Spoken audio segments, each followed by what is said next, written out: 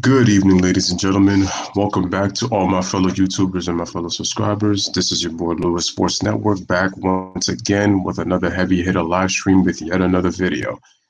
This is a very controversial one and one I'm going to address because I was on another channel talking about this on another channel with one of the other YouTubers that decided to put this topic up.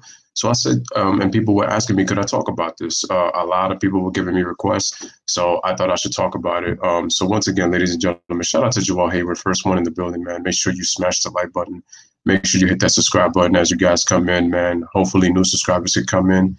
Again, make sure you're sharing the stream, and make sure that you guys share this on Reddit. Truly appreciate it, man. Hope everybody, again, is staying safe. As I always like to say, it is the end of the week. I hope everybody's week has been productive. Everybody is doing well. Everybody is staying healthy. Hope your families are doing well as well. So shout out to Anthony L in the building. He said, was good to the chat. Appreciate everybody taking the time. So originally, I was supposed to do the point guards. Which point guards were had the better errors? Which point guards were in the better era, the 1990s, the 2000s, to the 2010s. Unfortunately, I got some things to do, so I was going to do this video instead. And then what I'm going to do is I'm going to have the point guard live stream tomorrow. So if anybody wants to pull up, leave your email in the chat. So let me know who is in the chat that would like to put their email. Well, Anthony, I already have your email. If you're not busy, we could definitely talk about that. Joel, if you want to, people in the chat, if you definitely want to pull up, just let me know and leave your email inside the chat. I'll make sure to write it down and I'll send people the invite so that definitely can come through. Shout out to Ron Cowan. Smash the like button, hit the subscribe button.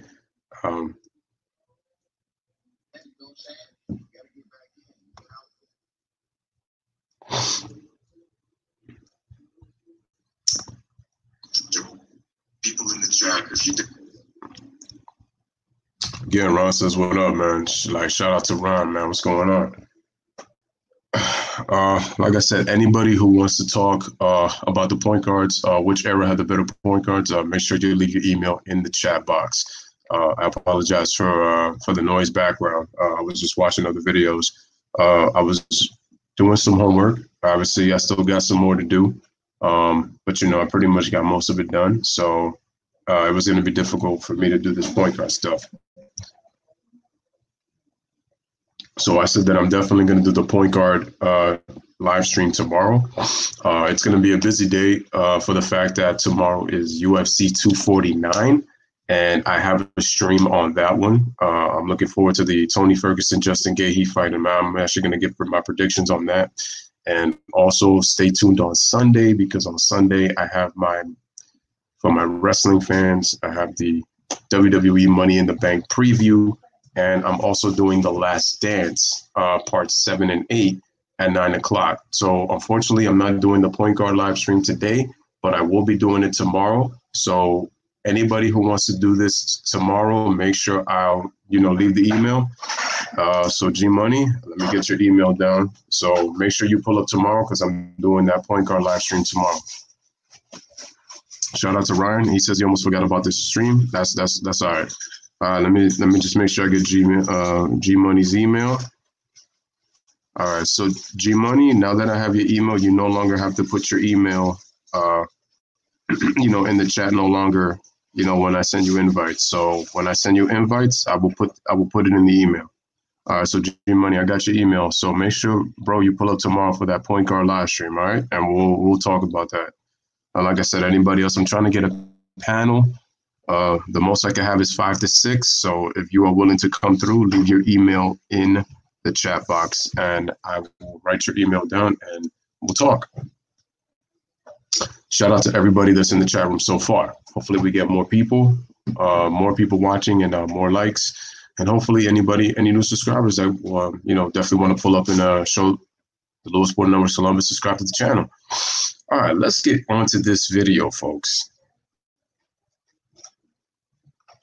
These two brothers right here, former Chicago Bull teammates. And I was, shout out to Too Raw for TV. I was on his video when he had talked about this situation between Horace Grant and Michael Jordan, and I had asked him about it when I gave him a donation. And one of my subscribers told me that he thought I should talk about this, and a couple of more people said that I should talk about the situation. So I said, hey, why not? I'm going to do it. So let's get right to it. For the people who obviously do know, Michael Jordan and Horace Grant were obviously teammates. They won 3 championships together in the three-peat. For those who don't know, Horace Grant was drafted 10th overall in the '87 draft to the Chicago Bulls, and he spent 7 seasons with Chicago from 1987 to 1994. For the first 6 seasons, he got to play with Michael Jordan. Now, Jordan and Horace Grant, obviously they won together. They were able to win 3 straight titles. But there is a lot of friction and a lot of things that happen behind the scenes that not a lot of people know about.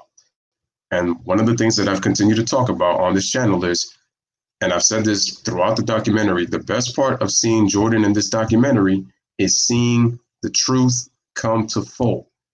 But then we still have the acting of whose fault is it when it comes to who said what, who spoke to who, how did, what source leaked out this. A lot of it is going on. And what I'm also seeing also is that some of these guys who used to play in the league have constantly been complaining like some of the players today. So Michael Jordan and Horace Grant, obviously, from what I'm hearing, I have a couple of articles and some of it are from different perspectives. So I'm going to read them to you and I want to see what you guys think about this. Again, smash the like button and make sure you guys hit the subscribe for the Louis Sports Network. As I check the chat before I read this article, what's good? Education's key comes first. I like it. I like MJ, but he isn't a great person to be around with. Some of the stuff that I found out that MJ was saying to Horace Grant and some of the things that he would say to other people just goes to tell me that MJ is a bully. Now, I get that he was trying to be a leader and he said some of the things he said, but let's face it, if he knew he could get away with talking to you in the way that he wanted to, he would be messing with your manhood. And as a man, that's not okay. So going to the article, shout out to clutchpoints.com. Let me go here. So, okay, it's the title of the article says Michael Jordan and Horace Grant disagree over snitching allegations. And the snitching allegations have to do with the Jordan rules written by Sam Smith, who worked for the Chicago Tribune for 29 years. He worked there from 1979 to 2008. Him and Jordan did not get along. Jordan was not a fan of Sam Smith, and Sam Smith has a tendency to be known as a fire starter. So, getting to the article, it says one of the most contentious moments of Sunday's The Last Dance episode revolved around the internal information with the Chicago Bulls that was being leaked to the media, specifically the Jordan rules, by author Sam Smith. And Sam Smith, as I told you, ladies and gentlemen, that he's talked about several players in that book as it pertains to the Jordan rules. I told you that he talked about Scottie Pippen's migraine in Game 7, that what it had to do with a lot of Scottie was due to his anxiety. I mentioned that, and I said that when you look at Scottie has a tendency to, as great of a player as he was, if you look at that Game 7 in 1990, that migraine had a lot to do with anxiety. It had really nothing to do with, oh, he just got a migraine, so he lost. That's a narrative that's been going around by Max Kellerman because he mentions it all the time when they repeat the same things over and over again on how Michael got through the Detroit Pistons. What that had to do was with anxiety. And I can tell that Pippen played better at home in 1990. I can tell in the playoffs than he did on the road. I can tell, especially when it came up against a team like Detroit, who their physical play kind of trying to pretty much end your career. That's kind of what Charles Barkley was talking about, that you had to call your family and tell them, and you had to pray that you might not come back, you might not live and come back to tell them, that current day because you had to play Detroit. But that was out of the mouth of Charles Barkley. Getting back to the article. Well, before I do that, Ryan says, I heard that Jordan denied Grant lunch because of not giving great effort from a loss. That's what I'm hearing, and that's actually what I'm going to read in this article right now.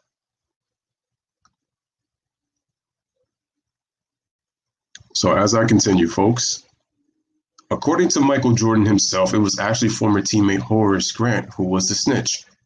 So Michael Jordan says Horace Grant was the Jordan Rules player leak. Horace Grant denies. For his part, Grant categorically denied any and all allegations about passing information along to reporters. The Last Dance makes it clear that the former teammates are not on the same page on this one, and this particular issue remains unresolved to this very day.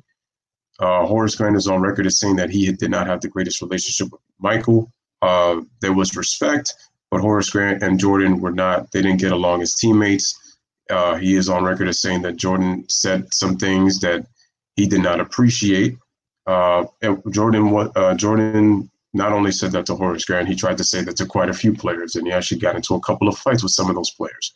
And I'll get into deeper detail as I keep reading the article. Smash the like button, and make sure you guys are hitting that subscribe button for the Louis Sports Network.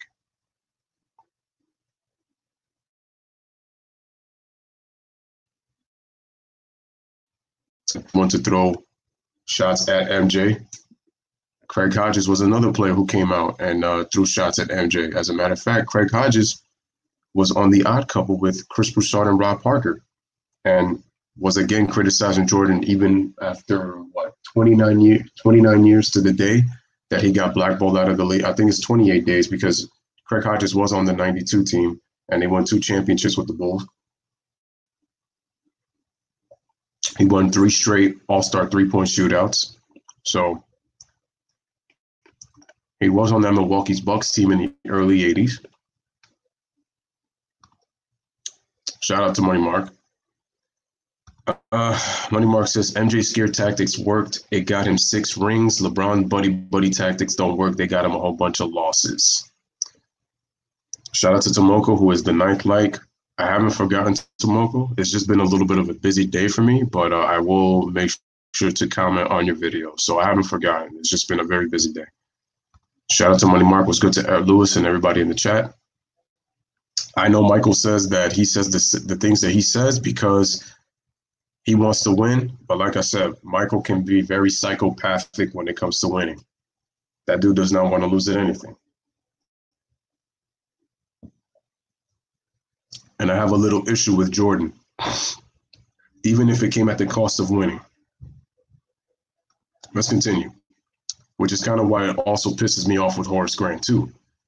And this is why a lot of teammates said that Scottie was the better teammate because he was easy to get along with and much more easier to talk to than Jordan was. Fine. Everybody's got their gist. It's also interesting how Grant's alleged envy of Jordan's unbridled stature had an adverse effect on how the former player, viewed Jordan. So there was another rumor saying that Grant was not happy and he was jealous of, the attention that he got. So that was another rumor. I don't know if it's true or not, but that's what the rumors that I've been hearing from the last 2 days, that Horace Grant was envious of Jordan's fame. Like he wasn't happy with, the stature that Jordan had.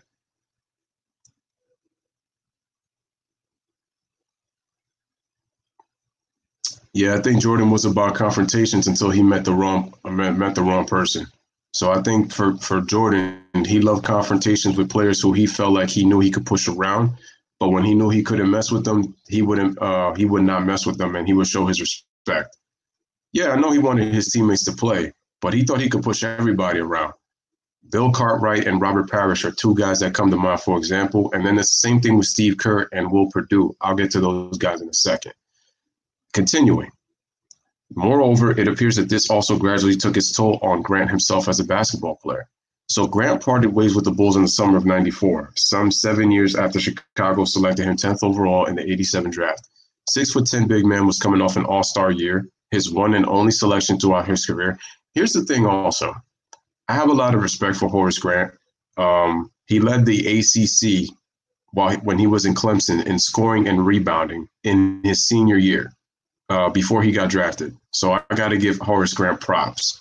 He's no pushover, and he helped the Bulls win 3 championships. He was a very good rebounder. He was a very solid defender, and he can hit that 10 to 12-foot jump shot. So I got to give Horace his respect. So he's no pushover and he's no scrub. And in '94, he actually made an all-star team. His first, and it was his only all-star team that he made. So I got to give Horace Grant credit. I got to give him his props. And he decided that his time with the Bulls was up after winning 3 titles with the team. He opted to sign as a free agent with the Orlando Magic, joining an up-and-coming superstar in Shaquille O'Neal. And don't forget that ever so loving Mr. Penny Hardaway, I'm telling you. That Orlando Magic team would have won titles. Unfortunately, the Bulls were in the Eastern Conference. Interestingly, Grant left Chicago prior to Jordan's comeback in '95. He was a part of the Magic team that beat the Bulls in the '95 playoffs, I remember, 4-2 in the semifinals, though MJ's squad got revenge in '96. Since Grant was no longer around during the second three-peat, he may have regretted that at one point in his life.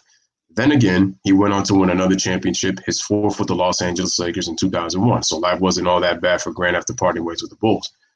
It's crazy how Horace Grant got to play with some of the greatest players to ever play in NBA history. Let me get to this next article. So there you see Horace Grant with a full set of beard at his age, and some guys have some really good genes. They pretty much are able to take care of themselves. They eat right, that they could even grow a full set of beard even at their ages. I just look at a guy like Booker T. That dude is in his late 50s, and that dude has a full set of black hair in his beard. So just tells you the man's healthy. And some people are just blessed genetically like that. So getting back to the comments section.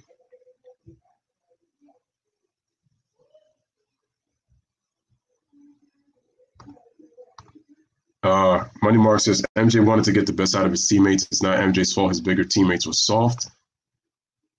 Still doesn't make it okay for some of the things he said, though. I understand what you mean, though. Kobe's mindset was perfection with going at teammates. He kind of had the Jordan style when it came to coming at teammates. Jordan wants to test teammates to see if they are real men competitors. What's up, Money Mark? What's good, and Joel? G Money, nice seeing you in here like always. Just relaxing. Imagine being a 6'10", 240-pound guy, and you're a big cat who got bullied by a smaller guy. You know what's crazy though, with which is why I'm gonna get on Horace Grant. He wasn't the only guy that Jordan just wasn't the only person that picked on him, and he was his teammate. The Detroit Pistons even mentioned themselves that Horace Grant was soft. They said it. This sounds pretty serious, actually. Do you think MJ was a bully? Yeah, he was a bully. He was.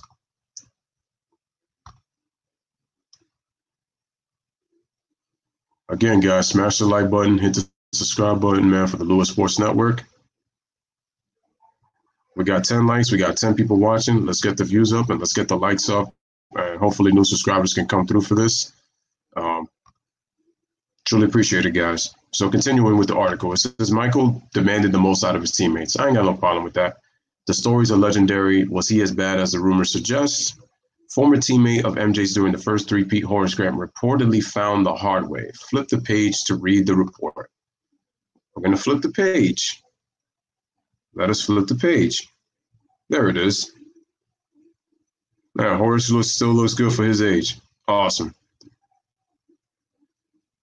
Players would come over to me over the years and say, you know what he did? He took Horace Grant's food away on the plane because Horace had a bad game. Sports writer Sam Smith said, Michael told the stewardess, don't feed him. He doesn't deserve to eat. They would tell me stuff like that, and then they say, why don't you write this? And I would say, well, I can't write it unless you say it. I don't do leak sources. You can't do that kind of stuff on these kind of things. If you want to be quoted, I've got no problem with that. No, we can't say that about Michael Jordan.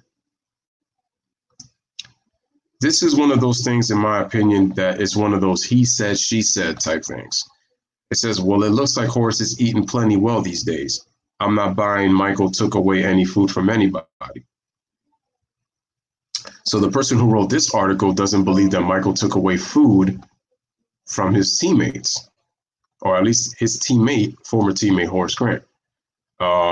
at the very least, though, the one thing I do acknowledge is that they did have a rocky relationship because, let's face it, things were not all peaches and cream in the Bulls locker room. Smash the like button, hit the subscribe button. Once I read the article, I want to get your thoughts on this, and then I'm going to make my assessment between MJ and Horace Grant. Horace talks about his unsteady relationship with Jordan. Let me go back to the comment section before I continue to go. I saw an interview of Grant talking about Jordan, Kobe, and Shaq. I could tell he held back about Jordan. MJ picked on Pippen too his first few years. In my opinion, this was to make his teammates more mentally strong. Hey, Louis, I sent you have an email account in the chat. Where did you put it? Let me see if let me see, Joel. Hopefully I didn't miss it. Where is it?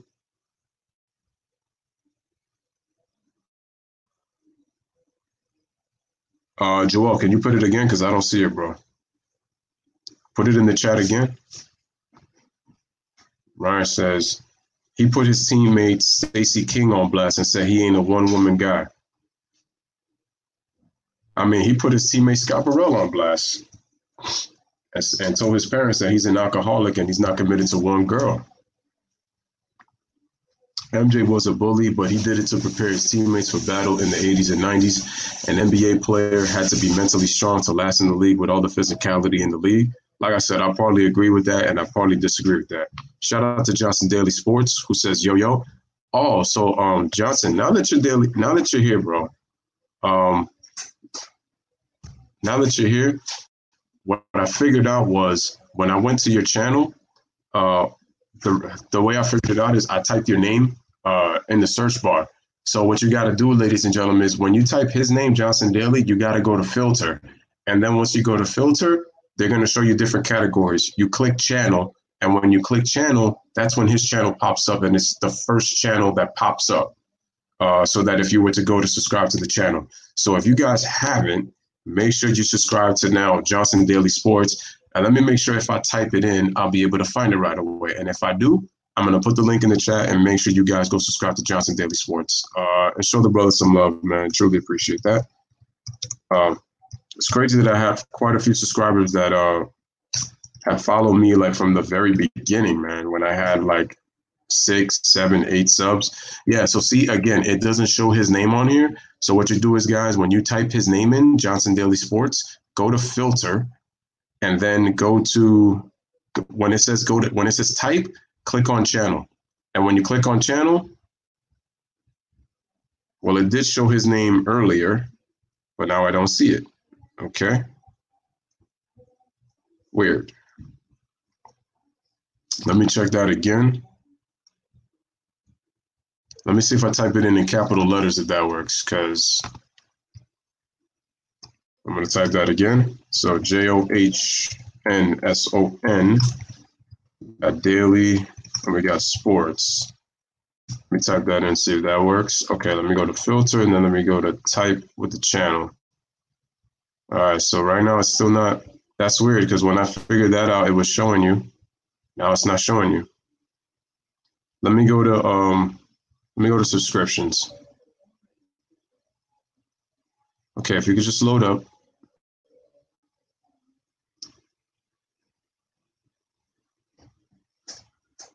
All right, let me go to subscriptions here.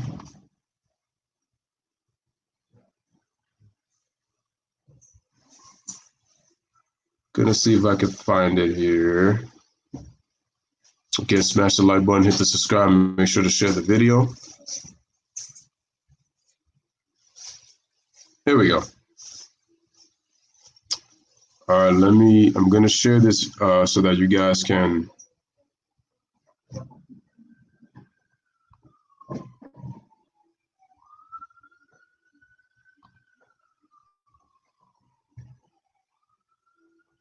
I'm just gonna click, no. Gonna click on the video. Let me close the player. I'm gonna get back, guys, just give me a second. There we go.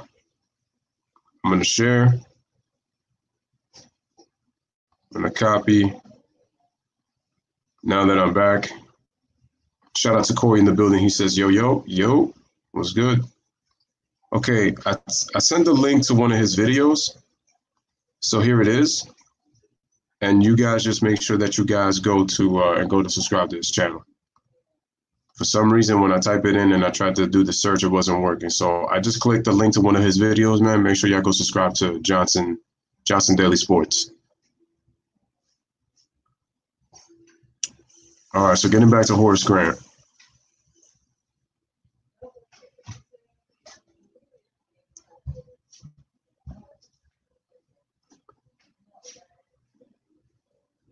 Okay, for some reason my thing is not okay. There we go. Let me just change the thumbnail. And get back to my boy. There he is.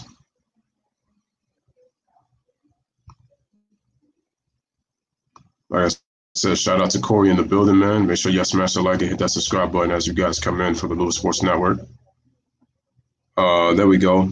All right, I got you, Joel. Now I got it. Let me see. Like I said, make sure y'all go subscribe to the channel. Let me type in JHUD85 at gmail.com. Perfect. I gave you guys the link. I mean, I haven't given you the link yet, but I got your email down. So YouTube will definitely be part of my. No, Jordan didn't treat his teammates differently. He definitely treated them the same. He really didn't treat anybody different. Everybody, he was the same. I mean, if everybody's saying the same thing about Jordan, that lets you know that he didn't really treat anybody differently. So, you know. So I got to give it to Jordan on that aspect. He really doesn't do that, differently, man. So, wow. I accidentally filled up the screen. I don't know why I did that. Anywho, getting back to this. Tomoko says, who thinks Wonder Woman looks sexy because of her confident attitude and outfit? Me. I like me. That's a definite me. Tomoko, I got a request. Is it possible that you can make a Wonder Woman video? Possibly, if you can. And definitely let me know about that. And I definitely, like, if you could get a cut scene from, one of the Wonder Woman movies, or even if you was to do like a Captain Marvel or, one of these superhero movies, it doesn't matter. If you could do that, I'm asking for a video request. If you could do it, I definitely would appreciate that if you could put something together. And once again, make sure you guys go also subscribe to Tomoko's channel as well. All right, so Joel, I got your email. Money Mark says, I've been here since the beginning. Rocking with you, Louis. I see your channel's getting bigger, and I appreciate all the fire chats, ideas you come up with. Hey, man, thank you. Thank you. Money Mark, true supporter. I appreciate it.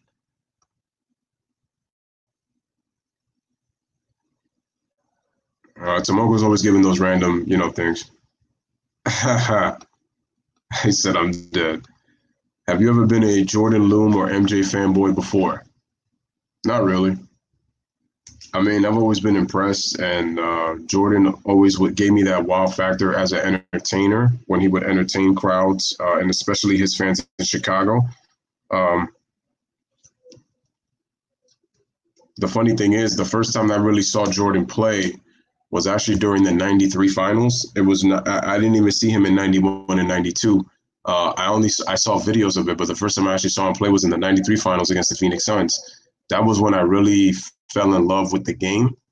I was old enough. I was like, 6 years old. So I was like old enough. I was in awe of Jordan and what he was doing in the NBA finals, scoring all those points. So that's what made me fall in love with the game when he played in those finals against Phoenix. That's what let me know. And I try to do everything I could in my power to try to find out more about, the 90, finding about the seasons and finding out, Jordan, what was his peak. I defend Jordan because one of the reasons I defend Jordan is because people are trying. It's funny how past players who played in his era try to make it seem like if Jordan didn't play anybody all of a sudden. And I'm like, you guys are a product of that era. So why are you guys disrespecting Jordan just because of the attention he gets? I said, look, as great of players that you guys were, you guys are not what he was. Okay? Nike ended up marketing him very well. So did the NBA. But part of it had to do with the way that this guy played. It's at the end of the day. I'm going to mention about Isaiah Thomas again, and I'm gonna mention about the so-called freeze out that happened in 1985. Again, smash the like, hit the subscribe. Batman Superman movie, Wonder Woman fighting Doomsday was badass, and the look when she's enjoying fighting, that was sexy. You think so? Oh, I know so. Guys, this is off topic, but Moses Malone is hella underrated. Oh, I got to do a video on Moses Malone. I'm going to do the future video on Moses Malone. He's hella underrated. Definitely deserves his props. Michael was a drill sergeant. He was a drill instructor. He wanted to see if his teammates can withstand the pressure of playing with him. Like a drill instructor is strict. So MJ, a drill instructor, wants to instill toughness. I will say this, though. Who allowed this? Doug Collins and Phil Jackson. Phil Jackson was one of those who even said that he was hard, on his team. And Phil even talked about it. I know we love MJ, but I know we are not fanboys because we give credit to the team, not just MJ. And you heard me in the beginning of the video giving credit to Horace Grant because Horace Grant was no slouch. Like, the dude can play. Like, the guy made an all-star team, the year that Jordan left. Him and B.J. Armstrong, both of them with their first and only all-star. So shout out to Anthony Rose in the building. I think Jordan taking a bad rap for being too hard of his teammates. I'm going to say this, though. As much as I'm not a fan of Jordan being a bully, and him trying to go at everybody, and I understand what Money Mark is trying to say, though, what you got to do is you got to stand up to the bully. If you think that Michael's getting away with the way he's mistreating you, you got to step up and talk to him back. And like I said, I'm calling out Jordan on this. I don't care if he's the great Michael Jordan. I don't care if he went 6-0 in the finals. I don't care if he's the greatest thing to ever be since sliced bread. It's not okay, dude. It's not okay. Money Mark says, you're welcome. I appreciate the fire content you come out with and you give your own personal opinions on players. People make it seem like I'm just like some fanboy of like certain players and I'm not going to show respect to the other ones. When I've came out with Isaiah Thomas video, people have come at me and saying that you're just a D writer of Michael Jordan and you come in at Isaiah Thomas like you don't even know what you're talking about. And I said, well, I watched the game. I've seen Isaiah Thomas's personality. Maybe I don't know him personally. You're right. But at the same time, I've seen enough of Isaiah Thomas to let you know that Isaiah Thomas, he could smile at you all you want, but then he could be conniving himself. So my thing is, why are these players playing hot potato and acting like they all listen to a verse of Shaggy like it wasn't me? Michael Jordan was talking about me. It wasn't me. He left me off the dream team. It wasn't me. I was always jealous of him. It wasn't me. I didn't talk about him in the Chicago Times. Like, really? Like, come on, man. Like, seriously? Like, these are grown 50-year-old men acting this petty over something that happened, what? Anywhere from 26 to 30 plus years ago? Like, come on, dog. Well, we can't say everybody was soft. Steve Kerr wasn't. I mean, he came back right at Michael when Michael punched him, and Michael got kicked out of practice.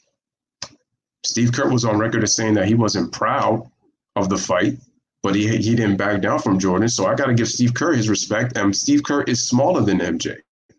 Steve Kerr fouled him hard. Jordan wanted to come, and Steve Kerr came right back at him. That's what you do, man. You're not going to let Michael be a pushover. First of all, because look at it this way. Robert Parrish, former Boston Celtic, in his last season with and it was with the Chicago Bulls, and Robert Parrish I believe he has the record for the most games played in NBA history. Robert Parrish has a martial arts background. Michael Jordan tried to talk smack to him. People forget that he played with Larry Bird and Kevin McHale, so he's got championships. He won rings. And you have to remember, people in the second three-peat a lot of the teammates that Jordan was with in the second three-peat had never really played with him. So they were kind of in awe just to see what Michael Jordan was like in terms of like being able to play with him. So he tried his thing with Robert Parrish, and Robert Parrish said, "You're not going to talk to me like that." He tried it with Bill Cartwright. He called them things like medical bill because of the fact that he stays getting injured. And what did Bill Cartwright do? Like the man that he was, he stood up to Jordan and said, "If you ever talk like that and try to mess with me again, I'm going to break both your legs." Did Michael Jordan ever mess with him? No. He never messed with him. He didn't mess with him again. He didn't mess with Robert Parrish again. He got into a fight with Will Perdue. Now, I don't know if Will Perdue was soft. I know that those guys had to be separated when they got into a fight. Things like that happen when you are in the heat of practice. I think in some sense, Jordan's ego kind of goes into a psychopathological level to the point that he feels like he can do no wrong. And like I said, I'm giving Jordan smoke. Phil had no choice, man. He didn't run the Bulls. Jordan was. It wasn't just that. You have to also understand it. Who else? I mean, and remember, he was not a Phil Jackson guy. So I know Phil kind of talks about MJ. You know, I agree, Louis. It's just like that. And it's like, let me see. You said my audio. Can you hear me? Shout out to Chen Smoke in the building, man. You got to earn respect to get. I don't know if it's on your end because a lot of people are kind of hearing me. Don't know about you. Let me see. I think you can't hear my audio because I think everybody else can because, like I said, man, shout out to Chen Smoke, man. Appreciate that. Honestly, MJ's the GOAT, but he's not perfect. No, nobody is. And you know, I'm not here saying that, you know, MJ was perfect because he's not. Nobody in this world is perfect. Not me, not you, not the next person, not nobody. MJ wanted to test his teammates as he looks like a bully, but testing them to prepare mentally and physically if they're ready. If they don't pass, he don't trust them. This is what the media is taking this opportunity because you notice how anytime the documentary has done a part, everybody's starting to come out. Isaiah Thomas, Magic Johnson. Magic Johnson's not taking shots, but what I'm basically saying is, you know, you got Craig Hodges after parts 5 and 6 with the whole issue with the Harvey Gantt, Jesse Helms situation, and Craig Hodges being blackballed out of the league after the 92 season. And he's criticized MJ for not taking a stand on, you know, the issues on race. He came on Chris Broussard. A part of me is thinking to myself, now everybody wants to take now shots. Like, they're like, oh, this is the perfect opportunity to say Michael was horrible. Like, Michael, like, I knew he was a scumbag and all this kind of stuff. And it's just like, now everybody's trying to become an opportunity. So it's like, now that we know for what Michael really is, to be honest with you, this was nothing new. It's just that certain fans like to talk about Michael 6-0, but they don't talk about the other parts of his career. Because at the end of the day, Michael played 15 seasons. Were they full seasons? No, but he played 15 seasons. So we have to include his losses. We have to include what happened in the beginning of his career. Because some people, I'm not saying everybody, but some people make it seem like if Jordan's career started in 1991, which is not true.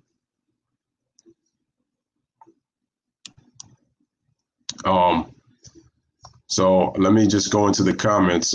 G Money says, in your opinion, if the Bulls stayed together after 98, do you think Phil would still be coaching the team in 99 and 2000?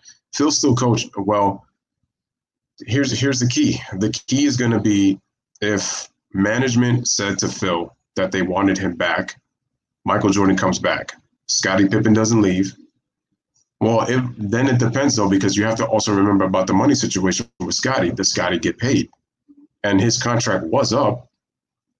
And I need to talk about Jerry Reinsdorf because I feel like this dude is getting so many passes.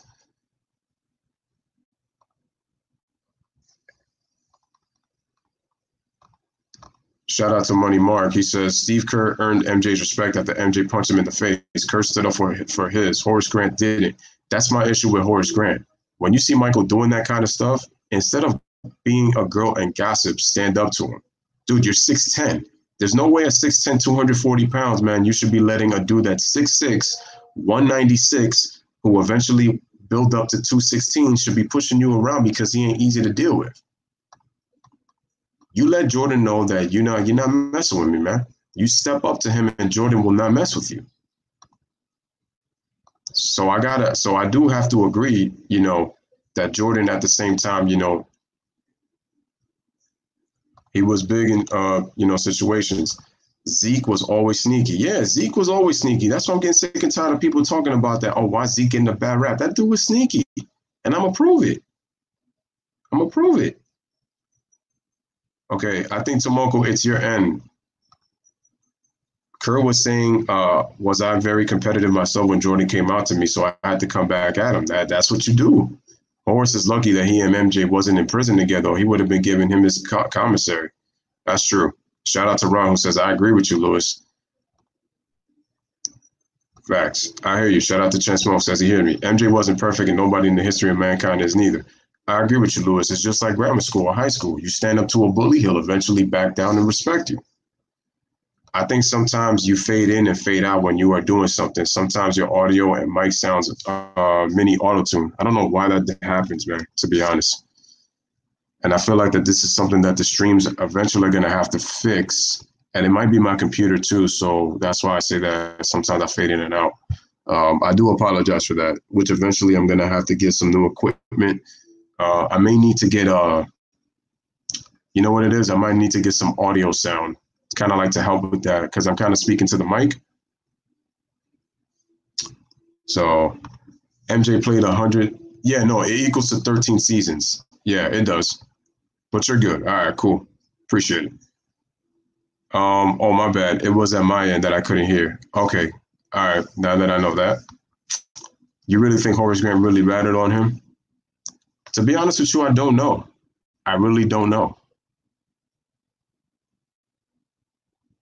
Because like I said before, Sam Smith worked for the Chicago Tribune. And like I said, him and Sam Smith, Jordan and Sam Smith did not get along.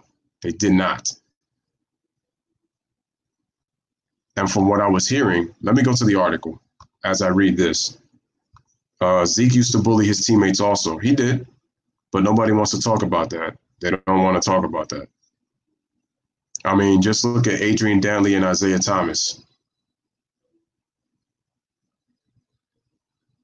That will tell you enough. Adrian Dantley and Isaiah Thomas didn't get along. Adrian Dantley did, in fact, like he thought that Isaiah was the ringleader. See, these are the things. If you watch the 30 for 30, Adrian Dantley and Isaiah Thomas didn't get along, and what Adrian Dantley said was, I wasn't one of Isaiah's boys, so they knew they had to get rid of me. Mark Aguirre, him and Isaiah grew up together, so I knew they were going to get along just fine. Adrian Dantley was someone who was more quiet, and he was a pretty good scorer, but he was about getting his shots. So I'm going to be really honest with you when it comes to Adrian Dantley, and I like Adrian Dantley. He was a very good scorer in his career. I believe he scored over 20,000 something points. So unless you know that dude could go get a bucket, former All-Star, it cringes me to hear that Isaiah Thomas says he plays with some of the least talent to win championships. Mark Aguirre is a 3-time All-Star. Adrian Dantley is a former All-Star. So what are you talking about, Isaiah Thomas? You went to All-Star teams with Joe Dumars. What are you talking about, bro? Vinnie Johnson is some scrub? I believe that Bill Laimbeer, I know that he's not known as an offensive player. Like, he's really like he's obviously a stretch big. But people need to stop acting like because I know he also made an All-Star team. I think he made an All-Star team or two, I believe. So not talented, but still. Can't tell me those dudes didn't play with talent and their calling card was defense. G-Money says MJ was a beast, but he didn't know how to win in the 80s until he and the Bulls improved themselves later in the 90s. Well, you should say early 90s. MJ needed the team and the team needed MJ. I agree. Because at the end of the day, it takes a team to win a championship. One person, no matter who you are, can't do it alone, no matter what. The NBA is not a one-man show. It's a team sport. It's not an individual sport. If you want an individual sport, go to tennis, go to golf. But when you look at the NHL, when you look at baseball, when you look at football, it's a team sport. I mean, you want to go to individual, go to NASCAR. That's an individual sport. You have a team that helps you prepare for the races, but at the end of the day, you're the one that's driving, and you have to pretty much drive to win, all these different types of races. So you could say that's really more individual. But shout out to Freddie Gee. I know Freddie Gee would love a topic like this for sure. And like I said, shout out to him. Again, smash the like button, hit the subscribe button as you guys come in for the Louis Sports Network. We're talking about Horace Grant. We're talking about Michael Jordan. And like I said, that I had to call out MJ on this. And I said, like I said, he's not getting a pass from me just because he's the almighty Michael Jordan. I get that he's not perfect. But like I said, the way that people talk about him sometimes, you would make it seem like if that dude can do no wrong. And people need to understand that Michael's career started in 1984, not in 1991. All right, so it says Michael Jordan accuses former teammate Horace Grant of being a snitch and leaking information to Sam Smith. As you guys saw in the documentary, Jordan says that was Horace leaking out the information. Author of the book, The Jordan Rules, Smith revealed a lot of things happening behind the scenes in the Chicago Bulls, especially with Jordan and the way he treated his teammates. My question is, how did Sam Smith even get in details in on the Jordan Rules? That kind of makes it sound like if some Detroit Pistons had something to do with that. So I'm wondering who Sam Smith's inside sources were. To me, they got to be they have to be some Detroit Pistons. Because if Horace Grant is saying he didn't leak out information, if Jordan and Sam Smith don't get along, then who's the person that snitched? This is why I said that a lot of these guys are playing hot potato and they're listening to Shaggy. They're pointing fingers saying that it wasn't me. And we're talking about 50-year-old men right now that to this day are still being this petty. This happened 20 plus, 30 plus years ago.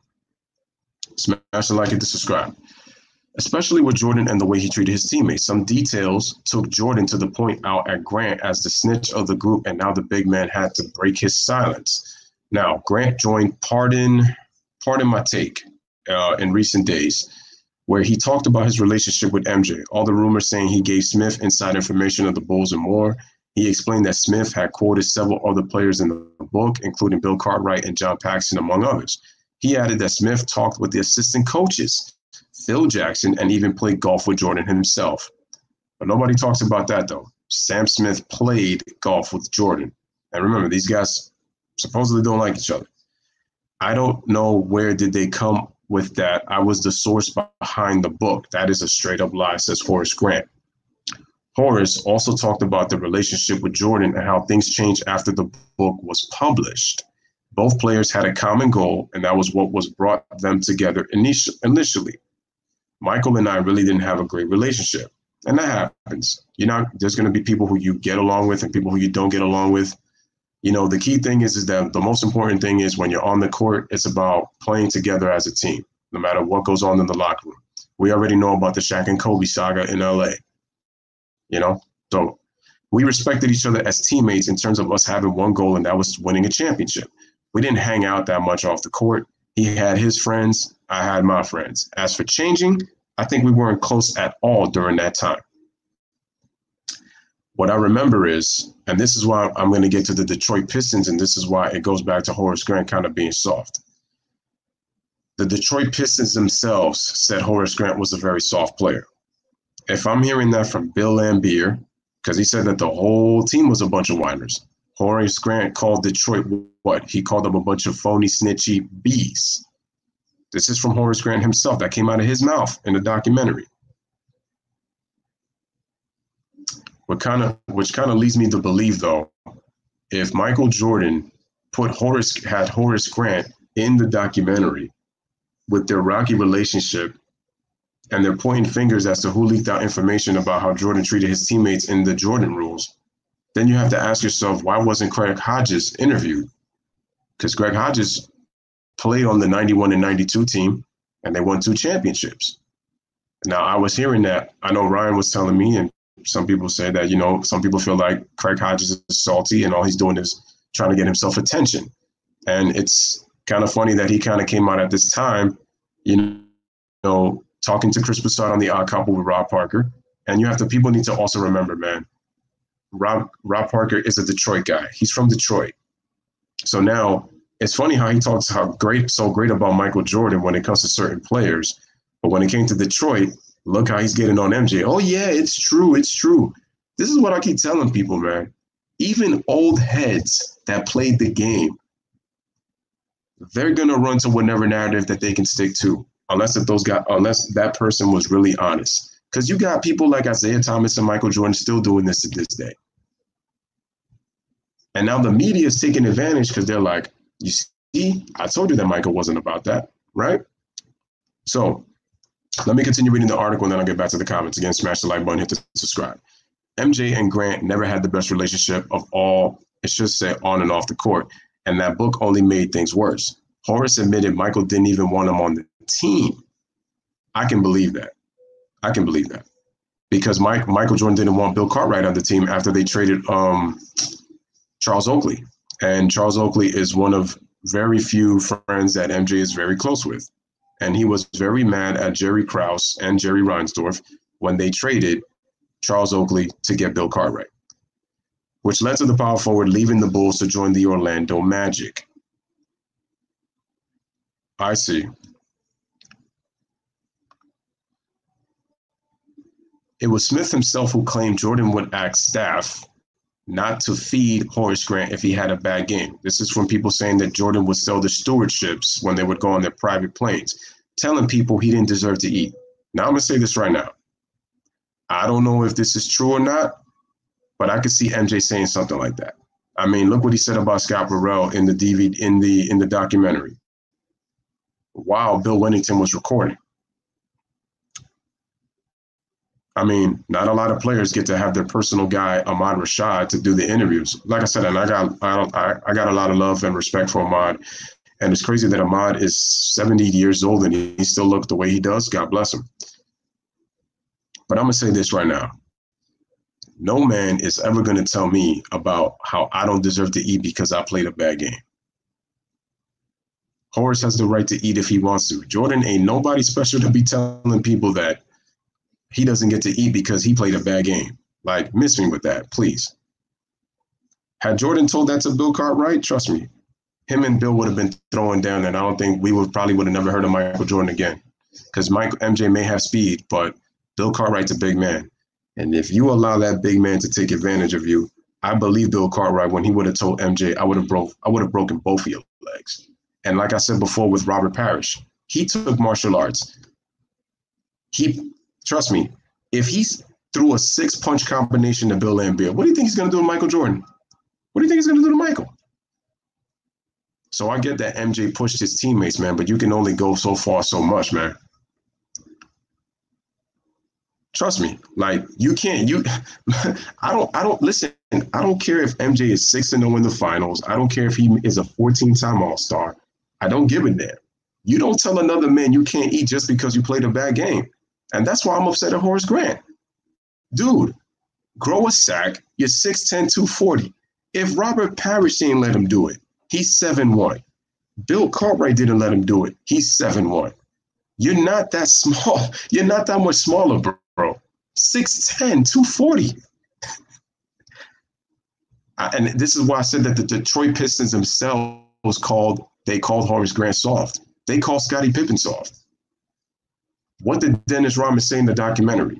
He said if Michael went to the basket, we would trip him, we would elbow him, we would throw him to the ground.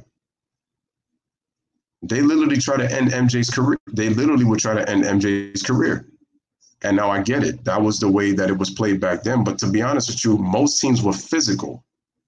I mean, there were some moments where guys would throw one another down, man, but still. People also forget that Craig Hodges played under the offense of Don Nelson. Do y'all remember that Craig Hodges was on those Milwaukee Bucks teams? People forget about that. Craig Hodges was on that Milwaukee Bucks team that knocked Jordan out of the playoffs in '85. That won 3-1. I believe Hodges was in the Hold on, let me check when Craig Hodges was drafted to make sure. Because if I believe he was drafted in either 81 or 82, because he had, I believe, a 10-year career. Let me just check Craig Hodges real quick.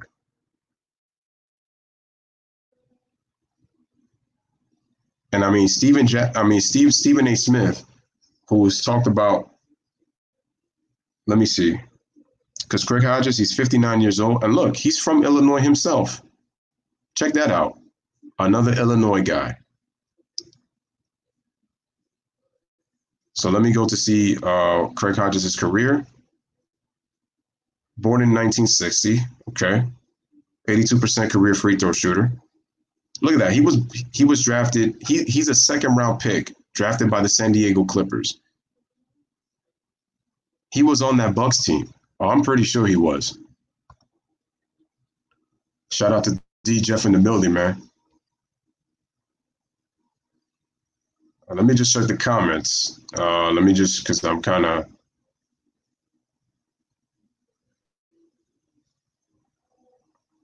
Like I said, Zeke and MJ are both running to the narratives. This is kind of my issue, like when I'm seeing all this, man.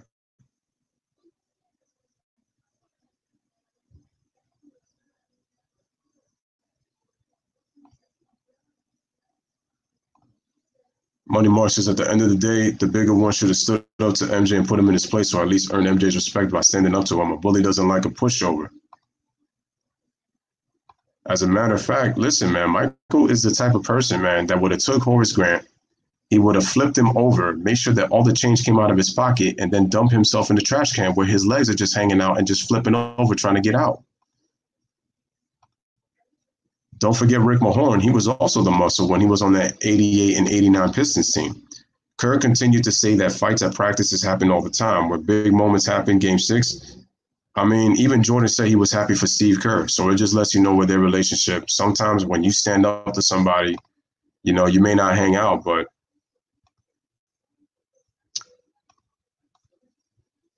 again, guys, smash the like, hit that subscribe. Money Mark. Jordan knew who to try. He wasn't bucking on Charles Oakley and Dennis Rodman like that. It's funny because Charles Oakley was on record as saying that, you know, he said MJ was a great player, and he said MJ used to push his buttons too, but he would stand up and let him know that you couldn't do that. That's my point.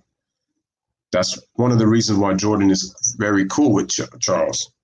And Charles did defend his teammates, which is why I said that I got to do another video in the future, which is why I said it's funny how Patrick Ewing acted so big and tough on the court, but for some reason, when you would hear his post-game reactions on why the Knicks lost, it was always the same. It was nothing different. Oh, it's possible that Jerry Krause leaked some info. It's possible. It's possible. I thought the same thing, that MJ became like this after playing the Pistons. Before the Pistons, MJ didn't have no stories of bullying, man. He did it to toughen up his teammates. No, he really didn't have that. Honestly, MJ is looking fishy with Zeke. He said the Pistons weren't real champions and didn't earn anything, and he didn't win anything yet, looking like a real crybaby. I agree with I can agree with that part of it. MJ said the Pistons were bad for basketball, but at the same time wants us to praise him for getting through them. Like, which one is it, Mike? Like I said, I feel like both Mike and Isaiah, to me, are kind of running with narratives, both of them. In my opinion, I say Phil would have stayed in 99, but he would have been the Laker coach in 2000 because I felt he may have wanted to coach some young talent in Shaq and Kobe. But notice those were the only two teams he ever coached, though. That's why, in my opinion, I feel like Pat Riley is a better coach than Phil Jackson.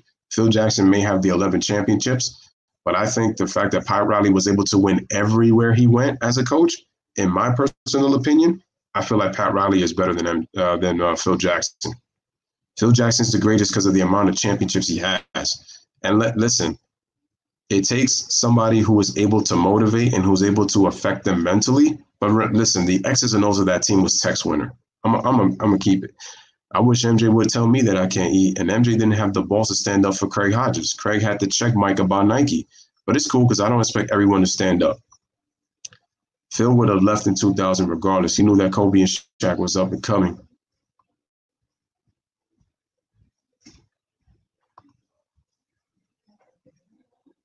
Craig Hodges had the balls, Horace does not. He can't coach a team unless it's already made.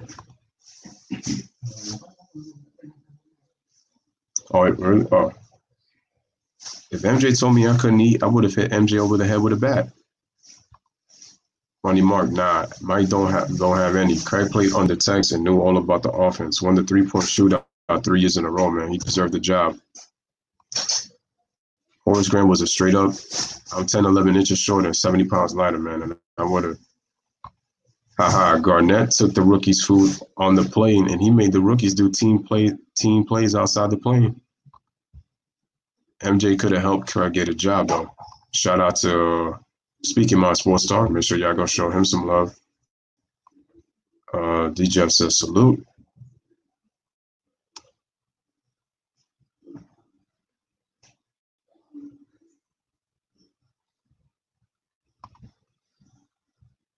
Just doing one today. Just doing one today.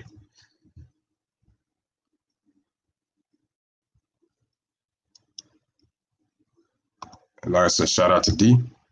Money Mark says, man, Freddie, what up, everybody? Sub D Jeff. Freddie, Craig Hodges didn't let MJ bully him like Horace did. And that's kind of the reason why Craig Hodges kind of came out and he criticized MJ. He was mad at him for Nike, and he was mad at him for not speaking up for Harvey Gantt with the whole Jesse Helms candidacy race. And then in October of '91, MJ didn't show up to the White House when Craig Hodges did, which was another reason that he was kind of upset. Felt like MJ could have used that opportunity to come and kind of speak out a little bit. And I guess in Craig Hodges' mind, he felt like because MJ was the most popular athlete in the game, he probably would have had more pull to talk. I still am going to say this, though.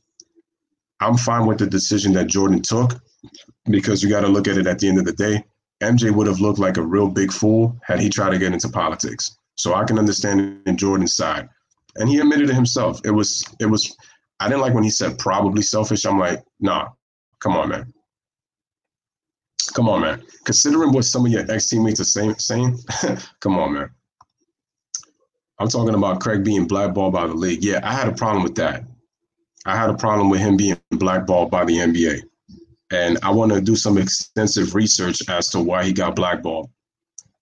Why was Craig salty about not being interviewed? Well, shout out to Timus G Spot. The reason being is because he got blackballed out of the league. And I feel like Craig, he's taking this opportunity now, since the documentary's out, to kind of speak out. And to be honest with you, if you look at a lot of the players in the league back then, they were very corporate. It was a corporate brand, which is why a lot of players didn't speak up. And this is why I'm going to give MJ his credit, because Converse was the shoe in the 80s. And y'all already know Run DMC with them Adidas, man. Like, Converse and Adidas were the thing in the 80s, especially Converse. Converse was the #1 shoe in the 80s. I think, and I'm going to get to the freeze out with Isaiah Thomas, quote unquote. MJ is a good person, but he can be a jerk like Kevin from Ed, Edd n Eddy. Oh, wow. You mentioned Ed, Edd n Eddy. I remember that. I agree. He was blackballed. Shout out to Anthony L, man. He says, I think that's why MJ was so worried about how he would be perceived prior to the documentary. You can tell just by the look on his face that he regrets a lot of the stuff that he did. Of course. I agree. Sorry, bro. MJ was not a good guy, man. He was psychotic. I told you, man. He was psychopathological. That's it. Psychopathic, man. Shout out to Kevin. He says, I'm late, man. How many vids you got tonight? This is the only one I'm doing tonight. And like I said, ladies and gentlemen, man, if you guys, again, want to be part of the point guard discussion, I already got G Money's email. I got Joel's email. Let me know. Let me, put your email in the comments. But like I said, the max I can have is 6 people. And what I'm going to try to do also is I'm actually going to kind of step back. I'm not really going to be talking as much, in this live stream. I'm going to actually let you guys cook, and I'm going to let you guys debate for sure. But make sure that you guys try to do your very best and stick to the topic, though. But I got confidence in you guys. I have confidence in you guys that you guys can do that. But what I'm going to do tomorrow is, make sure to pull up. Make sure to pull up for that. Make sure to pull up, because I'm definitely going to tell you right now that, once you do that, send your emails, and I'm gonna let you guys rock. I'm gonna display the rules, and then you guys are gonna get to rock. Let me see what. Shout out to the King, appreciate it, man. Shout out to Jordan Simpiani, appreciate that, man. Listen, we could debate bigger balls. We all agree Draymond has kicked the most, right? Facts. Shout out to Jordan, man. Speaking facts. Anthony L says, you don't have to go through those extreme lengths just to inspire your teammates. This is what I'm talking about. It's one thing to push dudes, but you don't got to go extreme. Like, my man, telling a stewardess that he don't deserve to eat? Like, come on. And I'm going to say this again. I don't know if it's true or not, but I don't want to hear MJ, because he's the almighty great Michael Jordan, that he's talking about telling people that he don't deserve to eat after a bad game. Like, you get to eat, but he can't? Please.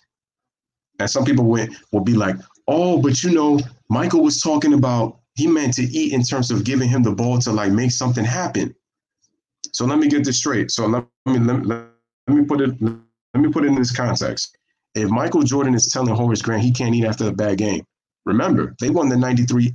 Remember when they won the 93 title?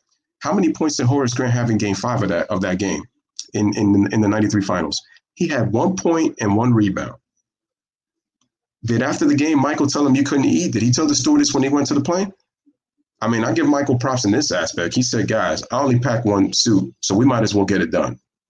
I ain't got no issue with that. That's fine. Basically, that's a nice way. That's a nice subliminal way to tell them, yo, we got to be on our game tonight, and we gotta beat this team. At least, listen, it's savage, it's dope. I appreciate it by Mike. I appreciate that by Michael. He didn't push the envelope. He said, look, guys, I packed up 1 suit. We might as well win this damn thing, because I didn't pack 2 suits for game 7.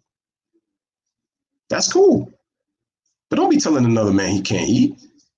And like I said, I don't know if it's true or not, because again, a lot of guys are putting out narratives and now the media can try to eat. And trust me, we always talk about how LeBron gives people content to talk about. Well, Michael Jordan is doing the same thing with this Last Dance documentary. So, like I said, shout out to everybody in the chat. And like I said, Jordan, you speaking facts, man. Draymond, listen, if Draymond was in the WNBA, he would have no balls to kick. Phil's greatest strength as coach was knowing which mind games to play on his players to get them going. Oh, Phil was always about that. And Phil was, and shout out to Ron for saying that. My bad. My apologies. Ron is right. He's absolutely right.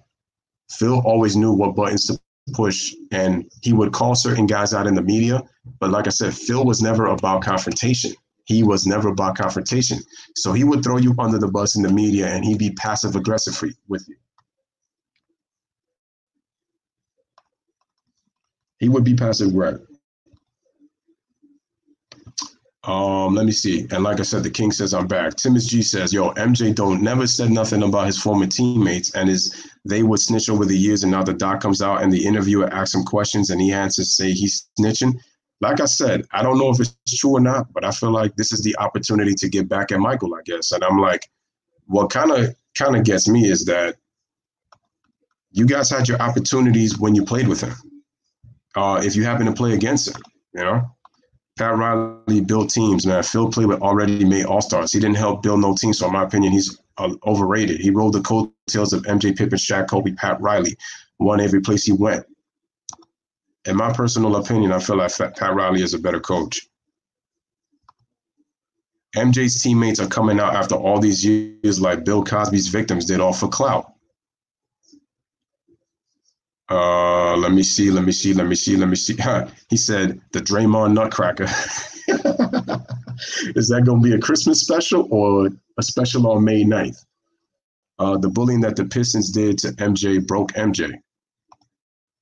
Craig was blackballed because the NBA won't allow none of the players to speak out, and if you did, you were out. The media knows, but they have praised the NBA officials every time. Funny that they always praise the officials, right? But because Craig Hodges was not no butt kisser, they kicked him out the league. Freddie Gee says 90s and 2010s live tomorrow. Oh, no, I changed. Yes, that's correct. And also, I changed it to 90s, 2000s, and 2010s. So we're comparing 90s point guards, 2000 point guards, and 2010s point guards. I think it'll be more lit that way. Do you think the Bulls were the Warriors in the 90s? I say no. You say no. I say yes. Draymond the Nutcracker. It's true. G-Money and the Bulls in the 90s will destroy those Warrior teams. Man, MJ was no bully. If Steve Kerr sparked MJ first, then I don't know Horace Grant did something to him. This is more about MJ's a-hole personality, which he was.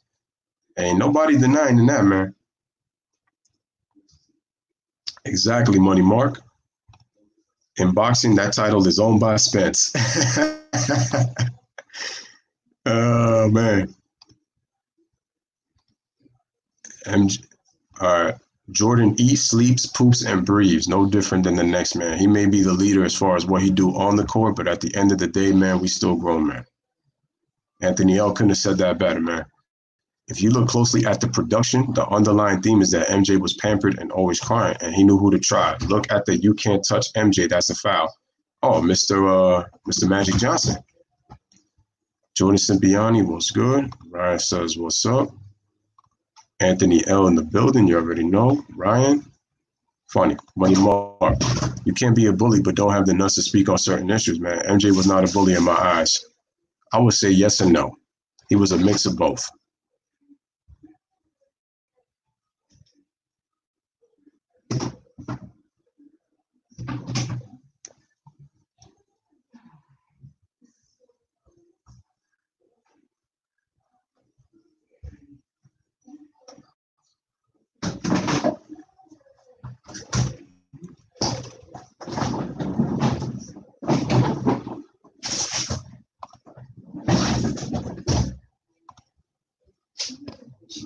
Freddie G says, oh, Money Mark says, my bad. Every superstar got pampered, but no one more than LeBron. I've never seen MJ's teams in the playoffs shoot 40 free throws like LeBron did in Game 7 of the 2018 first round against the Indiana Pacers. I mean, I still remember Charles Barkley, man, when he would tell referees, man, do you know who I am? And how he felt like he deserved calls. So it just lets you know.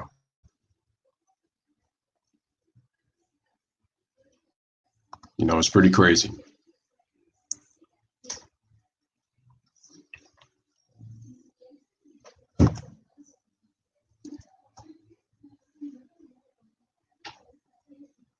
Peace be with you guys.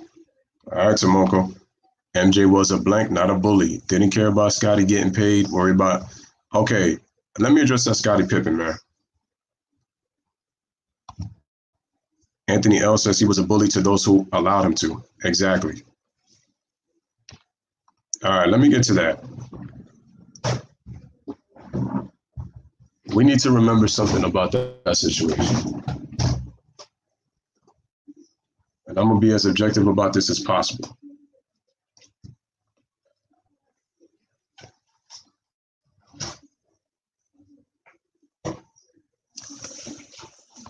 Timmons G says MJ was not a bully. He tried to push his teammates to be the best. This is not the cupcake 2010s, man. This was the 90s.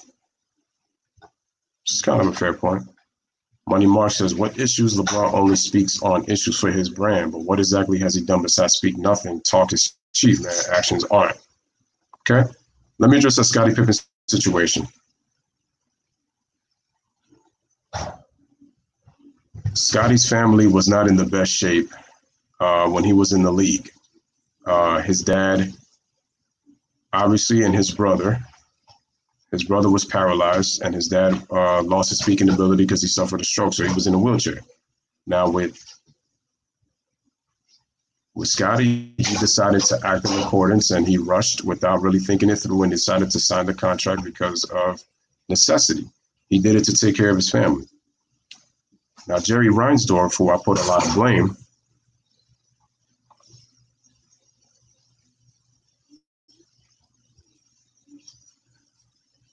so with Jerry Reinsdorf, he gets a pass. I still got love for Jordan, but anybody can be checked no matter how hard you admire them. I agree with that. What did Michael Jordan say? He said that he thought that Scottie Pippen deserved has just about as much as money as he did. But people need to also remember Michael's was making his money off of endorsements, so it wasn't that bad. Now imagine if Michael wasn't making the money that he made off of his endorsements. It would have been, it would have been worse. It would have been worse. And like I said, Jerry Reinsdorf, he kind of hid behind Jerry Krause. Jerry Reinsdorf doesn't get blamed, though. And he should. Jerry Krause took the blunt of it because you have to think about this. How is it that the owner of both the White Sox and the Chicago Bulls allowed the GM to have this much power as he did? Because when I look at a guy like Bob Myers, he's not going to step his boundaries to Joe Lacob. Because at the end of the day, Joe Lacob is Bob Myers' boss.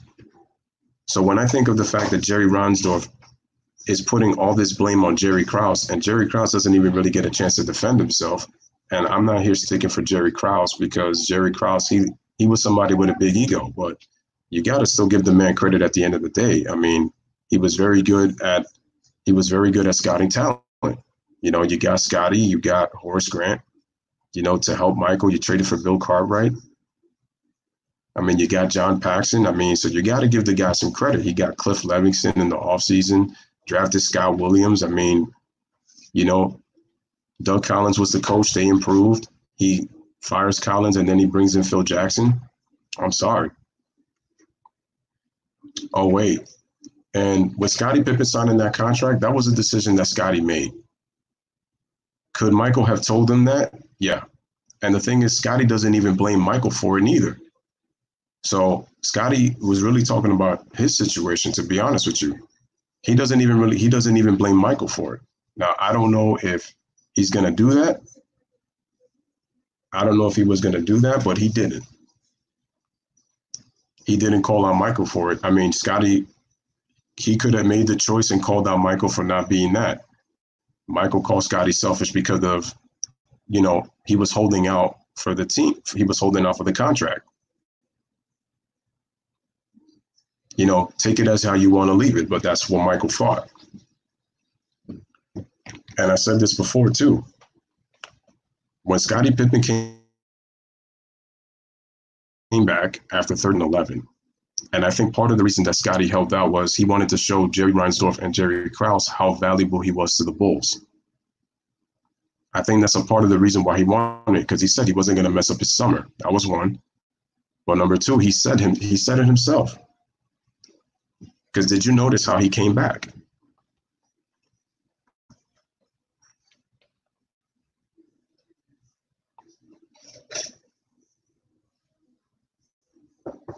Yes, MJ was part selfish. Let me just look into the comments, but to be honest, Scottie Pippen should have never signed that deal. I understand why he did it. So at the end of the day, that's his choice, obviously, but that was his choice. And you kind of have to live with that because Jerry Reinsdorf said it himself, I'm not going to renegotiate if you sign a deal. Michael patiently waited and he got his $30 million for each year. For his last season, he made $33 million.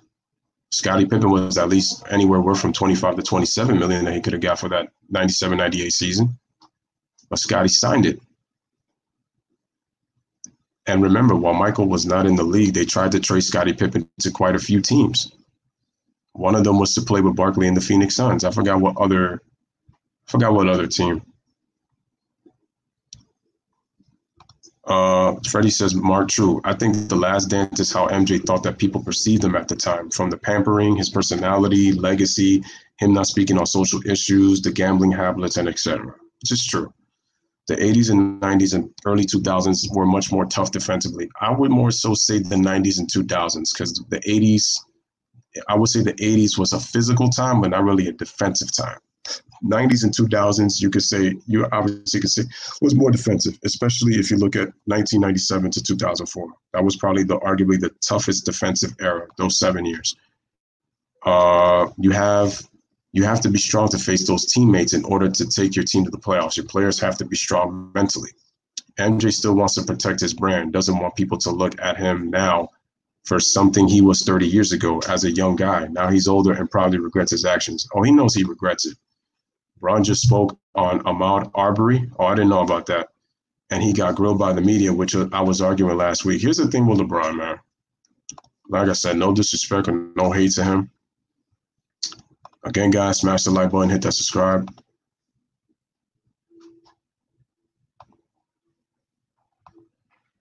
Timmy's, that's what I said, man. I said MJ did this to make his teammates mentally tough because in that era, you needed to be tough to deal with the physicality of the league.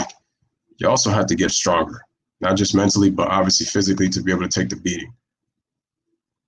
MJ was more concerned about Scottie having surgery to help him win instead of being severely underpaid. MJ wasn't a real friend to Scottie. Let me see. Oh, that's right. He was going to trade him for T-Mac. LeBron needs to stick to being a basketball player, man. He's not a politician. Jerry was going to trade Scottie for T-Mac, and MJ stopped that trade.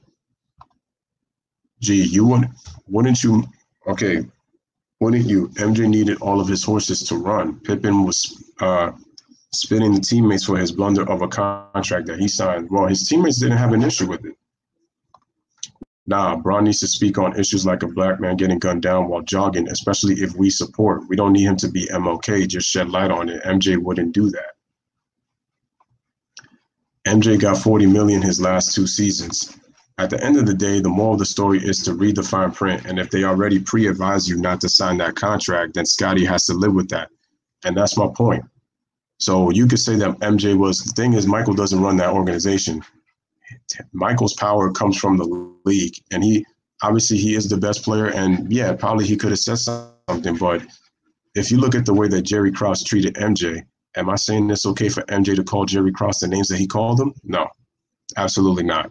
But Jerry Krause was going to do what he wanted to do, and that's because Jerry Reinsdorf, that's what we got to look at this at the end of the day. You could talk about him not being there for Scottie, but you got to look at the ownership. Jerry Reinsdorf allowed Jerry Krause to do what he wanted. Look at this. Phil Jackson helped you win 5 championships. Jerry Reinsdorf was thinking of getting rid of Phil Jackson. Well, Jerry Krause wanted him gone. And Phil Jackson said that their relationship was good in the early 90s. That didn't happen in the late 90s. And what you have to also remember, guys, is Jerry Reinsdorf wanted Phil Jackson back for that 1 year. He gave him $6 million. But what did he do? But what did Jerry Reinsdorf do after he got gave him the $6 million? Jerry Krause came to him, said, it doesn't matter if you go 82-0. It doesn't matter if we win that 6th ring. Jerry Reinsdorf wanted that 6th championship. It didn't matter. But you could tell Jerry Reinsdorf didn't really care about the Bulls organization. He acts like he does, guys, but he never really did. He's a baseball guy. He owns the White Sox. And he let Jerry Krause pretty much run the team. What Jerry Reinsdorf did was he hid behind Jerry Krause. So Jerry Krause was Jerry Reinsdorf's bulletproof vest. So like I said, am I happy about Jerry Krause? No. But he was the sacrificial lamb for Jerry Reinsdorf so that Jerry Reinsdorf could get a pass. This guy was the owner of the White Sox. I mean, for God's sakes, he gave Michael a spot on the minor league team when he retired in '93. So for people who are saying that Michael took a break, Michael didn't take a break, because if he would have took a break, he would have never played baseball. And people have to understand that basketball workouts compared to how you train your body for baseball is completely different. And the thing is, there's a former baseball player by the name of Jerry Hairston. He tells you the schedule that him and that the Birmingham Barons had while Jordan was there. Jordan really didn't take a break. Now, was his body a little bit different when he came back? Yeah, because he had been with baseball. But it's crazy to me how a basketball player gets a free spot to be on a minor league team. Freddie Gee, but what has he done besides speak nothing? His talk is cheap. Let me see. Let me just keep going. Anthony L. Yeah, that's fine and all, but MJ wasn't concerned about Scottie's money, just helping him a championship to help his legacy. Like I said, I partly understand that, but Freddie Gee, once again, you got to understand that organization.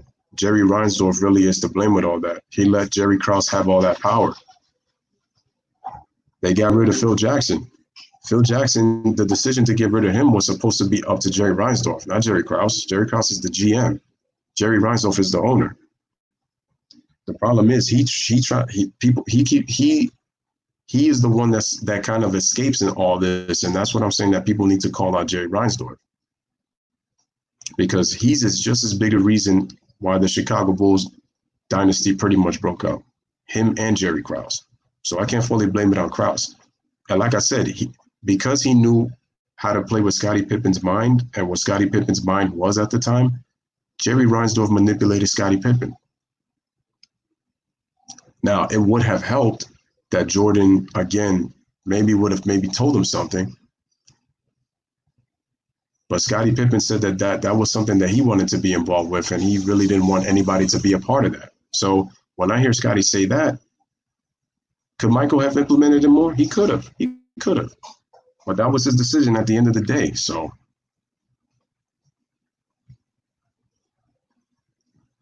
I mean, here's the thing also you got to understand. What if Michael told him that Scottie, don't sign the deal, and Scottie ends up signing it anyway? Are you going to blame? You can't blame Michael for that, because Michael told him what not to do, and Scottie went ahead and did it anyway. Jerry Reinsdorf told him the same thing, and Scottie still chose to sign the deal. And people forget that up to 1998, even though, like I said, Michael was making money off of his endorsements, Michael was actually more underpaid than Scottie Pippen was. So yeah, I understand what you're saying, Freddie, and I agree with you to a certain extent, but that's a grown man. He made that choice at the end of the day.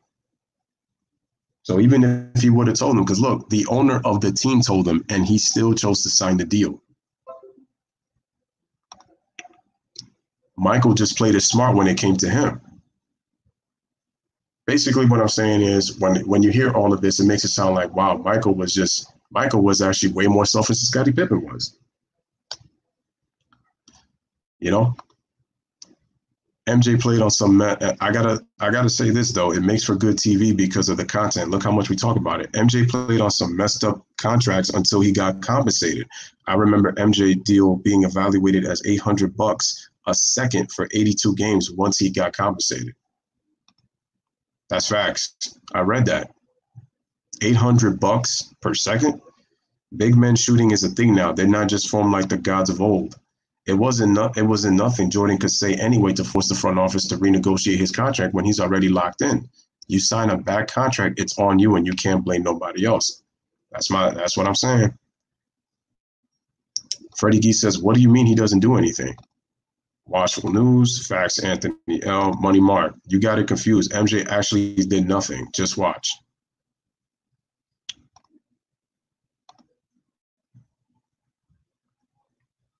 Hold on a second. Let me go here.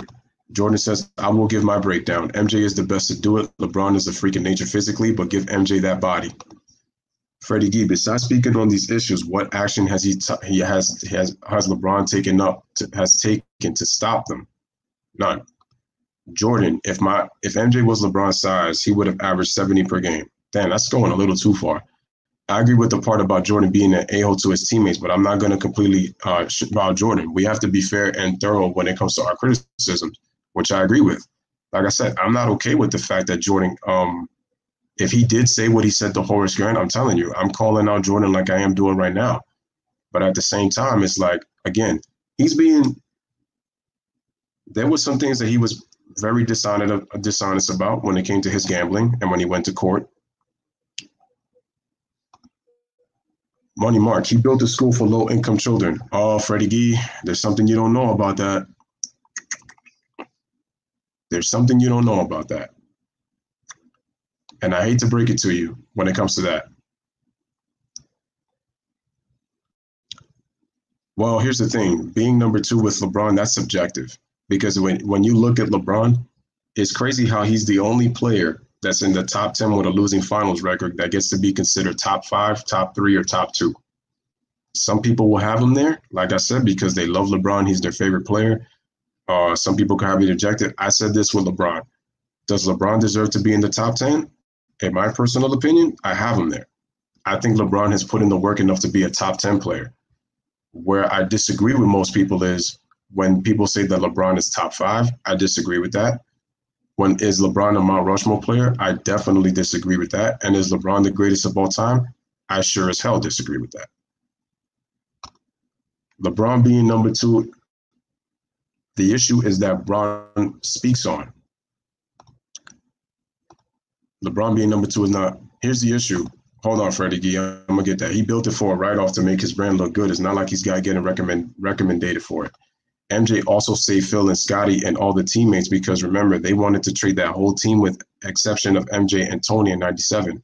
But MJ talked to Ryan Storr to give them one more year. Facts, Money Mark. Timmy, facts. And Freddie G, not everyone is equipped and well-versed to be outspoken the way other athletes are. Just because he don't speak up when we want him to speak doesn't mean he's not contributing behind the scenes. And people need to understand that with MJ too. Shout out to Weiss in the building. Shout out to Magnetic. Shout out to Toby. God bless. God bless. Oh my God, Freddie G, you got to educate yourself, my man.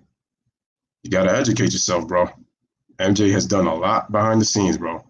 Didn't MJ sign a 1-year deal back-to-back years? If MJ said you don't pay Scottie, then I'm walking. And the Bulls do it. But again, that goes back to the organization. That goes back to the organization. I can't fault Michael for that one. Money Mark, man, what did MJ sew behind the scenes? All right, let me give you another little secret. Do you remember, for those of you brothers out there, I should say for my subs, do y'all remember the movie Malcolm X that came out in 1992? That movie was directed by Spike Lee. Michael Jordan donated $1 million of his own money to fund for that movie. That was one thing that he did. If you actually watch the documentary, his mom has really been on top of him in terms of giving back. I mean, you look at the Harvey Gantt situation. Could Michael have spoken up? He could have. But what did Michael also do? Listen, he was concerned about his image and he was concerned about his money. I'm not going to sit here and deny that. But at the same time, he gave a contribution to Harvey Gantt. He gave a contribution. People also need to understand that Michael Jordan donated $1 million when he signed his contract with the Wizards to the victims of 9/11. I just find it funny that no one ever mentions that about MJ. And I told you, go watch. There is a 1991 video on YouTube. You can look it up, and it says MJ gives back to the community. If you look, he talks about how people criticize him for not giving back. He was criticized for that. So he gave back to the community. The thing is, again, Michael does not publicize what he gives back. He's given a lot more than people really realize. Again, bless to Toby. Shout out to Magnetic Cubizon. Like I said, shout out to Weiss. MJ could have caught these MMF hands. Like I said, man, I told you, we don't know what he did behind the scenes. That's the whole point of doing a good deed in secret, Freddie. And like I just told you about the Malcolm X, I told you about the 9/11. He's done a lot more, though. The thing is, you should even look it up. He's done a lot. Trust me. Scottie was still on contract. Why would MJ play general manager like your boy LeBron?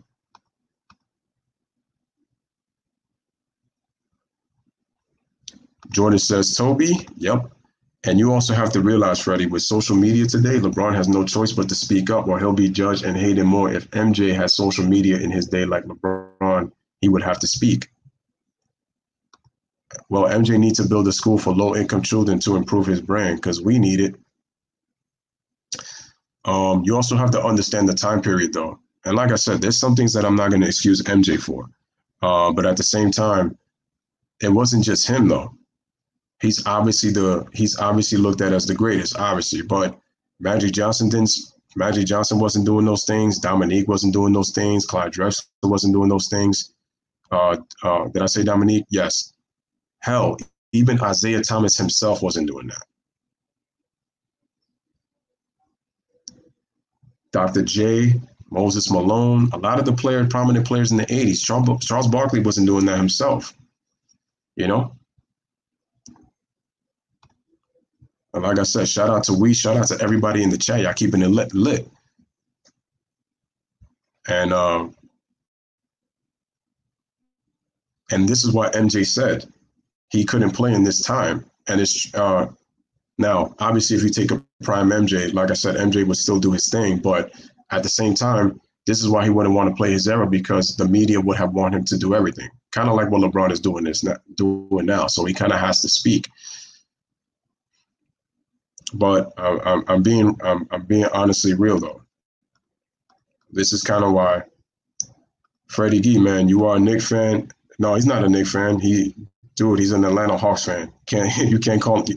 See, money, you can't say something you know. I know Freddie G at least good enough to know that he's Atlanta, bro. He's Atlanta Hawks fan. I'm a Knicks fan. MJ demolished my Knicks, and he demolished the Cavaliers. I commend LeBron for speaking up, but we can't put down other legends and superstars just because they don't galvanize and throw hashtags on Twitter. Everybody's different. And it's like I said, you have to understand the time period. MJ was not the only player that was doing it. A lot of great players were not allowed to do that because, again, trust me, had any of those players spoke up, I know Craig Hodges wanted to boycott the NBA Finals. Now, let me ask y'all this question. If LeBron James, it took him 9 years to win an NBA championship, and let's say a situation happened. Let's say that, I don't know, let's say we have a Rosa Parks situation, just this time in the social media era. Now, if that person happens to sit in the front of the bus and they tell them to go to the back and then that person's not giving up their seat, that person ends up getting arrested. Let's say that happens. If that were the case, right? If that situation is the case, if that person ends up getting arrested,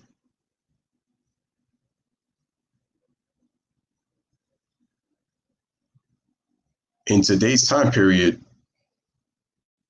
LeBron has to speak up, and the reason being is because of the social media. Everything is of attention, but you have to also understand something too. LeBron is with what company?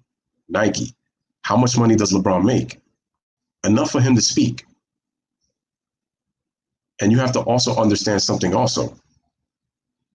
Nike was just a running shoe company at the time that Jordan first got there. When he almost was going to sign with Adidas, but they couldn't really make a shoe for him because Adidas was a shoe. They pretty much, almost everybody was kind of wearing the same shoe in a sense at that time. But all those guys couldn't speak out because of the time period. And if you look at the corporate branding, Nike in 1991 is not where it's at, where it is today. Even if MJ's shoes sold 126 million in 1 year and all that kind of stuff, but even then, so at that time, if those players spoke out, especially if all those guys focus on basketball, guess what's going to happen? They do that, they're going to get in trouble with the league. And trust me, those people would have criticized them and saying, you guys are not politicians. So they're going to want them to because they're going to want them to say something, but they can't do more than they can, because now then the NBA is battling the government.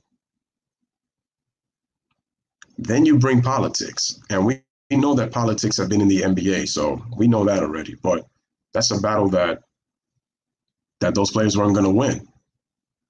And once again, it's fine if you speak on something, but you must know what you're talking about when you speak out, because if you don't and you get misinformed, that's where the criticism comes in.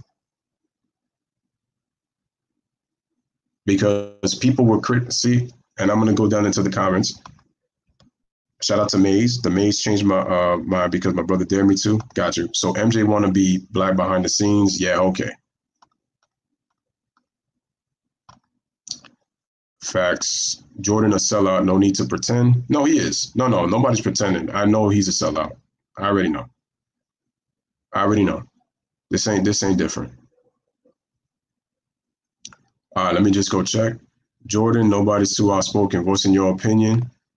Freddie G, MJ doesn't owe no one nothing, and neither does LeBron. They worked hard for what they have, and they don't have to give nothing. I'm going to say this right now. LeBron doesn't owe anything to anybody. To be honest with you, look at it this way. The issue that I have with LeBron is he's trying to convince people that he's an activist. And I'm telling LeBron, dude, you don't have to be that. The problem is that this is why I also blame the media. But this is why I say LeBron. And let me ask you this: when you're somebody that craves as much attention as he does, this is why you got to be careful. I'm not saying it because, oh, I hate LeBron and I want this bad to happen to him. It's like, no, dude. It's like when I see him dress up like Malcolm X, I'm like, dude, that's a game you don't want to play, bro. And like I said, when you listen to LeBron talk, when I listen to him talk, I cringe when he speaks on some of these things. That's why I said that LeBron's got to do a better job of doing his homework. Like I said, I don't got an issue if he speaks out, but like, yo, make sure you do your homework. And I'm like, yo, I would think that LeBron is smart enough because it's like, yo, you have a whole team. You got Rich Paul. You got Maverick Carter. Like I said, you got your boys. You would think that he would know. That's all I'm saying, man. And Anthony L says, Freddie Gee, what about the time when LeBron had to be pressured by the media to speak up about the Tamir Rice shooting in Cleveland? You know what's crazy? And I'm glad you brought that up. Because a lot of people got on him for that because they were expecting him to speak on that. And he said, it wasn't my place to speak on the situation. And remember, where's LeBron from? He's from Akron. Tamir Rice is from Cleveland. Another thing, LeBron got credit for wearing the I Can't Breathe shirt, but he wasn't the first person to wear it. It was Derrick Rose. Why didn't Derrick Rose get credit for that? Because he was the first person to do that. And that's my problem. Because of what LeBron is, he's the one that's going to get the credit. Like, but me saying that Jordan's not a sellout, no, he was. He was about the money in his brand. So you hear the Louis Sports Network saying that. What's wrong with a man building a future for his legacy? I don't care what any man does with his money, honestly. No, I don't care about what LeBron does with his money, nor Jordan, nor any player, nor anybody. Nobody should really care, honestly. He's a poop head, but he's still the GOAT. He's setting up hundreds of years later, man. MJ better than you think. MJ, no, any dudes don't owe nobody nothing. They wasn't with them shooting in the gym. What they have is what they deserve. It's for them. It's not for the world. People ain't sharing. To be honest with you, it's crazy how these guys are talking about all this, man. But to be honest with you, we got to honestly take the step ourselves. LeBron hasn't always been thorough when it came to that's the thing. I've spoken to Black residents from Cleveland, and that I promise school don't even hire Black teachers. That's what I'm saying. There's not a single Black teacher in that school.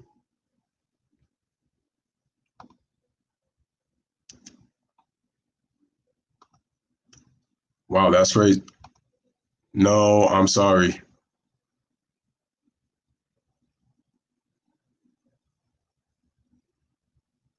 I was saying, Freddie, are you a Knicks fan? Because he's hating on MJ for some reason. LeBron without MJ mentioned will be a huge name years down the road. Oh, I know if he's a Hawks fan. Muhammad Ali spoke up and he was suspended. Where was the same Black people to him? As a matter of fact, Muhammad Ali wasn't hated until he got old. He wasn't loved, until he got older. Muhammad Ali was not loved until he got older. He lost 3 years of his prime, getting his license stripped because he wouldn't fight in a war, which was arguably the most gruesome and horrific war in American history. World history, if you want to go even further. You kind of do when we're spending our hard-earned money on your brand, but you don't want to speak publicly about Black issues is wrong. It really depends. Speaking up on issues is not about trying to outdo somebody else's humanitarian contributions. And I keep saying that. It's not about that. And being outspoken doesn't always necessarily mean you're woken. Anthony L, again, bringing out the facts, because that's the point. That is the point that I'm trying to make with this. Shout out to Nunya, man. I wish somebody would tell me I can't eat. Shout out to Nunya, man.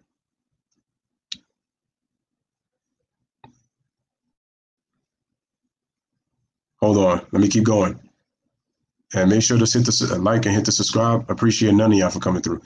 Oh, man, it's getting kind of heated in the comment section, man. Again, man, y'all, once again, if I go to the club, I know who to invite, man. Y'all will turn that party upside down and get it lit, young and old. How in the hell does Matt Ryan still have a job? That's a good question. I've been wondering that myself. And listen, no disrespect to Matt Ryan, but LeBron's documentary is going to be crazy. His teammates are going to talk about his selfishness and pouting. LeBron's not perfect either.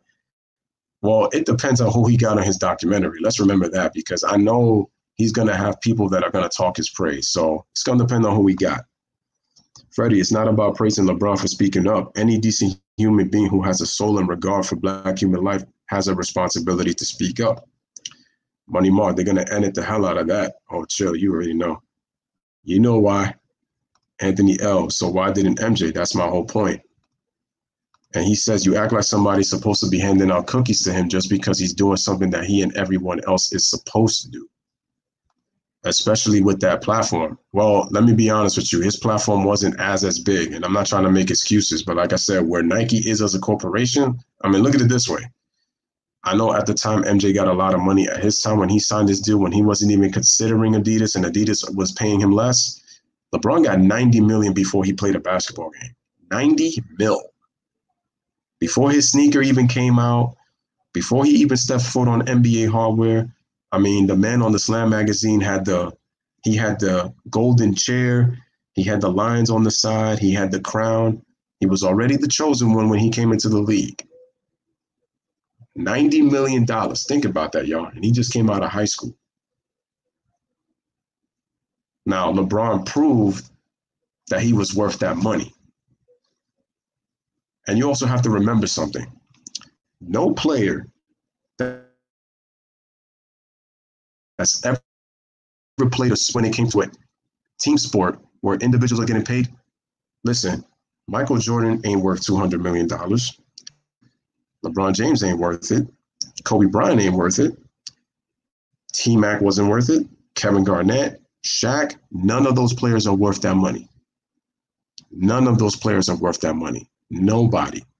Even if past players from the past were playing in today's game, let's just make a hypothetical for say.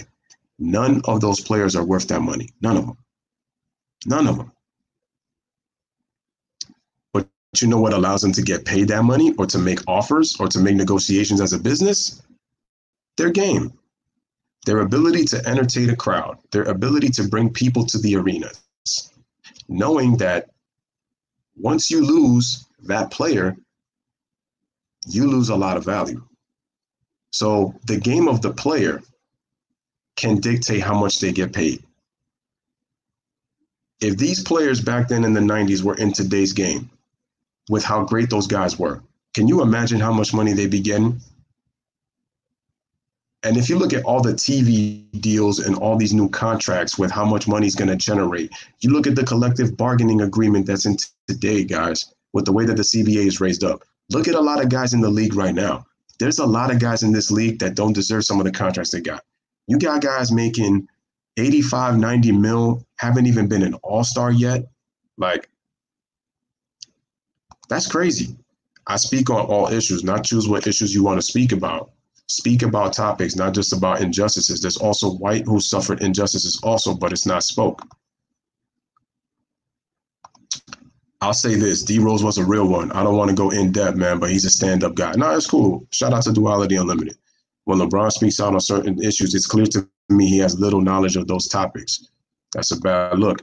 MJ chose to do what MJ chose to do, Freddie. I'd rather have Jordan stay silent on social issues than to open his mouth and say something ignorant. Not everybody is equipped to say everything. And let me just put it this way. And again, I'm gonna say, MJ would have been exposed had he did it.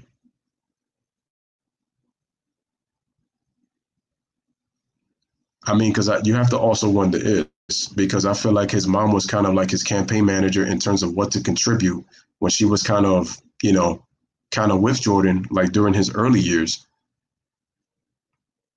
What if she didn't know? What if she didn't really know information? And it's kind of like, who could you have gotten like as a team? Like for who could he have really gotten to kind of like influence that? And it's like I said before, MJ was about corporate. So were a lot of the other players in the league. The league was about marketing back then. They weren't about social issues. So like I said, they take a foot in that door, they're probably not coming out. And let's say that they did that in today's social media. Those guys would be ripped. That's what I said. The reason why Blank didn't get the credit is because he was no superstar due to his injuries. Rose. I remember how Braun deflected when he was asked about forced labor and workers' rights in China when making sneakers. Braun just went silent. Neither am I. So MJ can't be criticized for not standing up, but Braun is supposed to get his cookie. This is exactly what Craig Hodges was talking about. And let me see. Shout out to Jeff Noel, man. Appreciate it, man.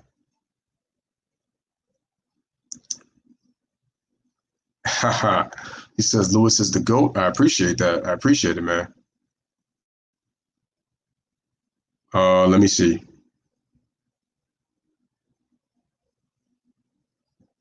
Nah, you can't say that, man. Damn, everybody went in. Hold on. Here we go. Jordan says LeBron isn't perfect. I don't like perfect. Seems sketchy. LeBron still has success everywhere he goes, kind of like Jordan. Still don't like to compare active to retired. My bad, none of you. I thought you were trolling. I like Kevin Hart, man, but if he's not equipped to be president, I'm not voting for him. It's the same difference.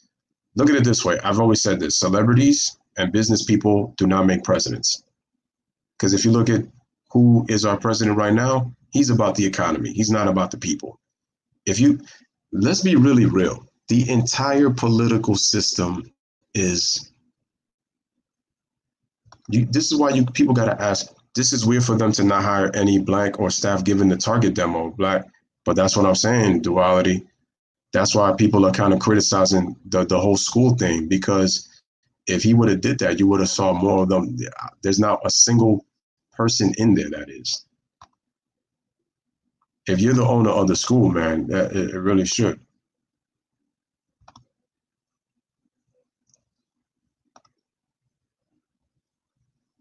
Who said you have to be to speak? You have that platform, then you're obligated to speak on it. It's simple.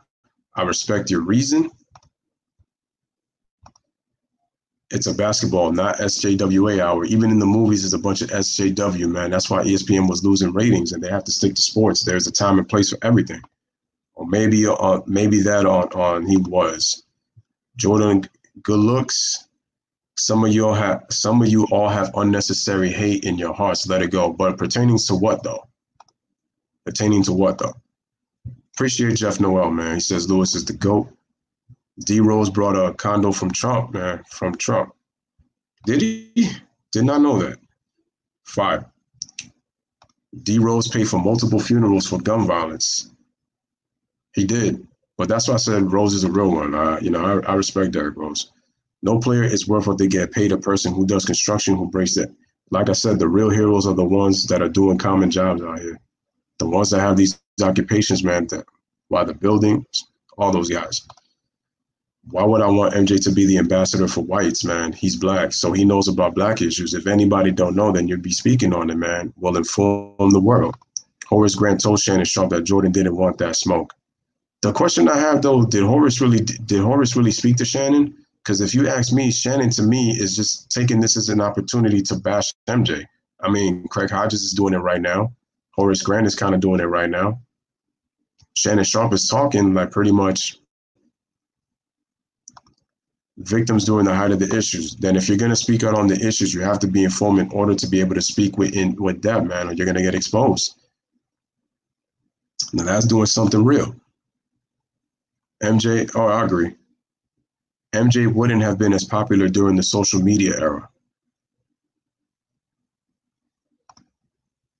Yes, I'm a Hawks fan. MJ in his prime now would be D Wade, basically. I mean, D Wade was still pretty good. Okay, Freddie, we just gonna have to disagree to disagree. Or you should say agree to disagree too. I'm just saying everyone is different. I disagree with Jordan for not speaking up, but it is what it is. Everybody can't be activists. Freddie Gee is a real one. Yeah, man, no doubt. I'm saying if you want to be an activist, you got to speak out on issues, not just injustices from one race, not the other. A true activist speaks for both sides. But here's what I'm trying to say. Rose absolutely was a superstar in the league during his peak, not in his prime. Not his prime. We never saw Rose's prime due to injuries. Facts. Duality, yes, man. He was before the injuries. Shannon said Horace called him. Yeah, according to Shannon, but Craig Hodges is doing it for clout. And like I said, I look at it this way, guys. I'm looking at it this way.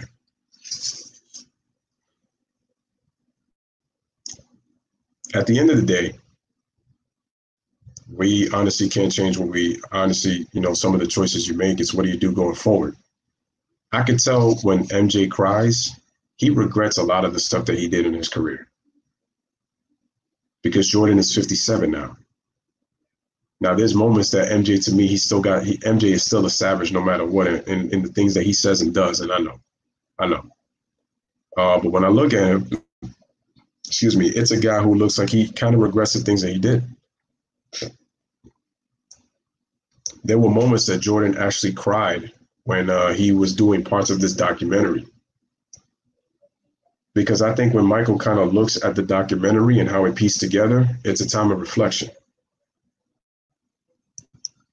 Wade was a beast before his knee injuries. He's the third greatest shooting guard ever. Horace called him. Skip confirmed, but he called Shannon because he knows Uncle Shane is Team LBJ. All right.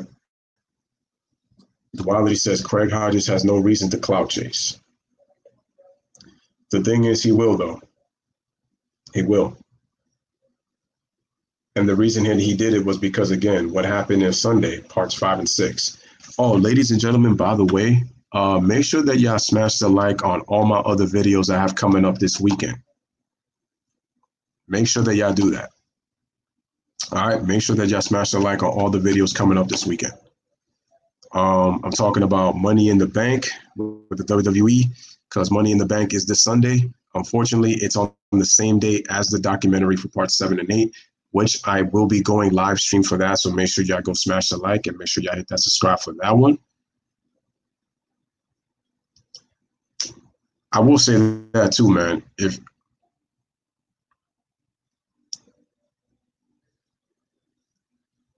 Also, what I was going to say, also, man, I will be talking about the NFL schedule on Monday. I'm going to take a look at the schedule and I'm going to do a live stream on that, talking about it. And if you guys are fans of the UFC, I'm going to be doing tomorrow UFC 249 on top of that. I'm going to be at a friend's house watching the fights, obviously. But what I'm going to be doing is I'm going to be giving my predictions with the main card. So I'm going to give my main card predictions, and we got the preliminaries. The preliminaries begin at 6. We got Tony Ferguson against Justin Gaethje. We also have Cejudo is fighting for the bantamweight title against Cruz. So I'm looking forward to that as well. So definitely excited for what's coming up this weekend. So like I said, if you guys could do me that favor, man, make sure y'all smash the like on all those videos coming up. I would truly appreciate that. Duality says MJ has complete creative control with his documentary. Exactly, he does, because he's the one that pretty much, and he's donating $4 million of that money. Agree, Money Mark. If Craig Hodges has problems with MJ, and see, this is my thing also. If Craig Hodges, to me, if he really had a problem with MJ, he wouldn't value the championships that he won with him. So, Craig Hodges, you need to give up your championship rings if you really have an issue with MJ. Because I know you helped win those rings, but remember, if you're not part of the team, you don't win those championships. Isn't that correct? So, Craig Hodges, I respect you. I think you should have still been playing, but I'm going to keep it 100 with you. If you have an issue with Michael Jordan, take off those 2 rings that you won with him and give them back to the league, sell them on, make an auction, whatever you got to do. But give up your rings if you're going to be clout chasing because you obviously can't stand Jordan for not speaking up on the race issue in North Carolina and not boycotting the NBA Finals. Oh, that's another thing that I wanted to ask. Let me ask y'all this question. Do you think, with the money that LeBron James makes, he would have boycotted the NBA Finals if there was a real social issue that he needed to speak up on? Let's say that a teammate of his or an ex-teammate that he's probably close to told LeBron, listen, something's going on, and I think you need to speak out on it because you're the best player in the league, and I think everybody will come around you and, they'll follow your lead, and people will come together if you speak out on it. But I need you to do this, LeBron. I need you to boycott the NBA Finals, so no, this is not fair. Do you think that LeBron James in year 9, forming with Dwayne Wade and Chris Bosh, with an opportunity for LeBron to win his first ring, you think LeBron is going to give up his spot to boycott a social issue? If it happened to be a social issue, if it's a racial issue, do you think LeBron James, let me know in the comment section, do you think LeBron would have given up his chance at a title to speak out on something that's far more important than the game? Let me know in the comments. Do you think he would have done that? And this is why I want y'all to understand Craig Hodges' thinking. Because he could sit there and talk about he doesn't care about winning championships because that's not important, and because he's a role player. But think about it. Not only, obviously, Jordan would not be remembered as an NBA champion. Things would be very different. Things would be different if Scottie Pippen, doesn't get traded and all that. But at the same time, think, if he were to do that, let's say that he does boycott, and the thing is, he also told Magic Johnson to boycott. And I'm gonna say this again, ladies and gentlemen, you have to understand the time period. So yeah, they probably could have been informed or something, but they were not allowed to do that because those guys were corporate. They were corporate brands. At this point, they do that. They stick their foot in the water. It turns into hot lava. Guess what? They get heavily criticized. And just imagine if they played in today's social media, Twitter, Facebook, Instagram, Google+. I mean, because look at it now. Everybody's using virtual video. Imagine that too.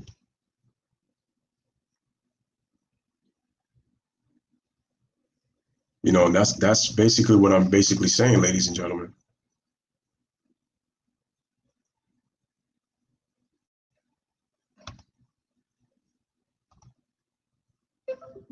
Wow, people were talking. I forgot to, again, smash the like, hit the subscribe button.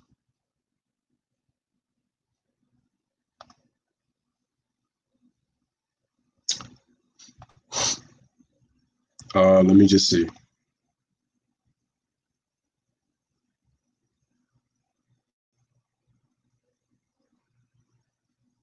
Wait, why did Freddie get kicked out? That's weird. Let me see.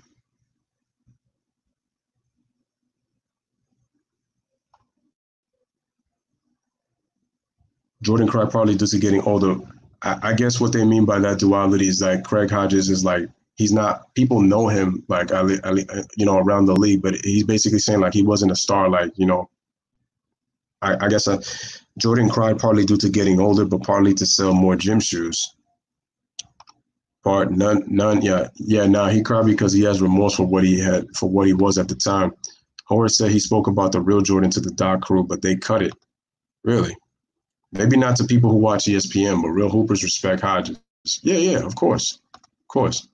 UFC will be lit tomorrow. Facts. Please, let's abandon the superstar or trash mentality. He sold the rings already? Did he? I commend LeBron for speaking on behalf of Ahmaud Arbery. That was a modern-day lynching, and his family deserves justice to the fullest extent. Rest in peace. Power, Ahmaud. The league was going to boycott over the Clippers situation. Hell no, and neither would MJ, not gonna lie. Exactly. LeBron didn't speak up on Hong Kong because of all that money. Most of the guys have problems with MJ because he was hard on them, but they wanted the praise and the money.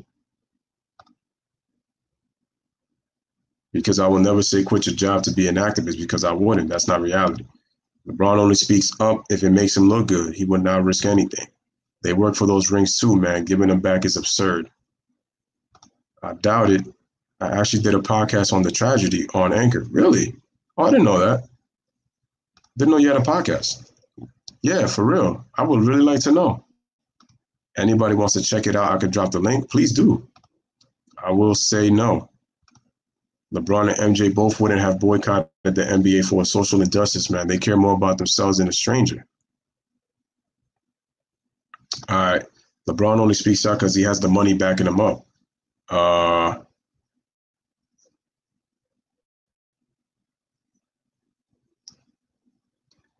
LeBron only speaks out because he has the money backing him. LeBron said, I support Caps, but I'm not going to kneel in support. Lou, no. Why would I tell someone to quit their job to be an activist? You don't have to be an activist or be woke to speak on issues.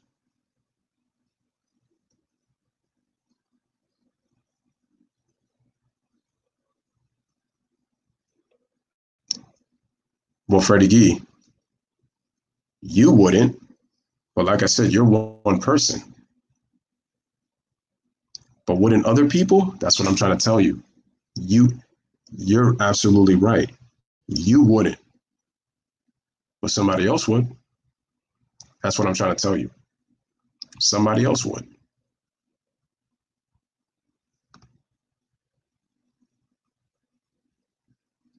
That's the point that I'm trying to tell you. Facts. Let me see. Just give me a second.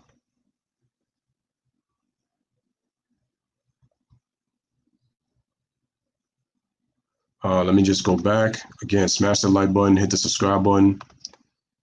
Anthony L says, I speak the unadulterated truth on my podcast, so brace yourself. Uh-oh. Nah, don't worry. I'm not worried about that. I'm not worried about that, to be honest.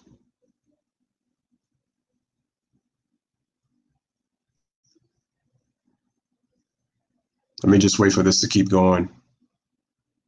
I want to click on that link.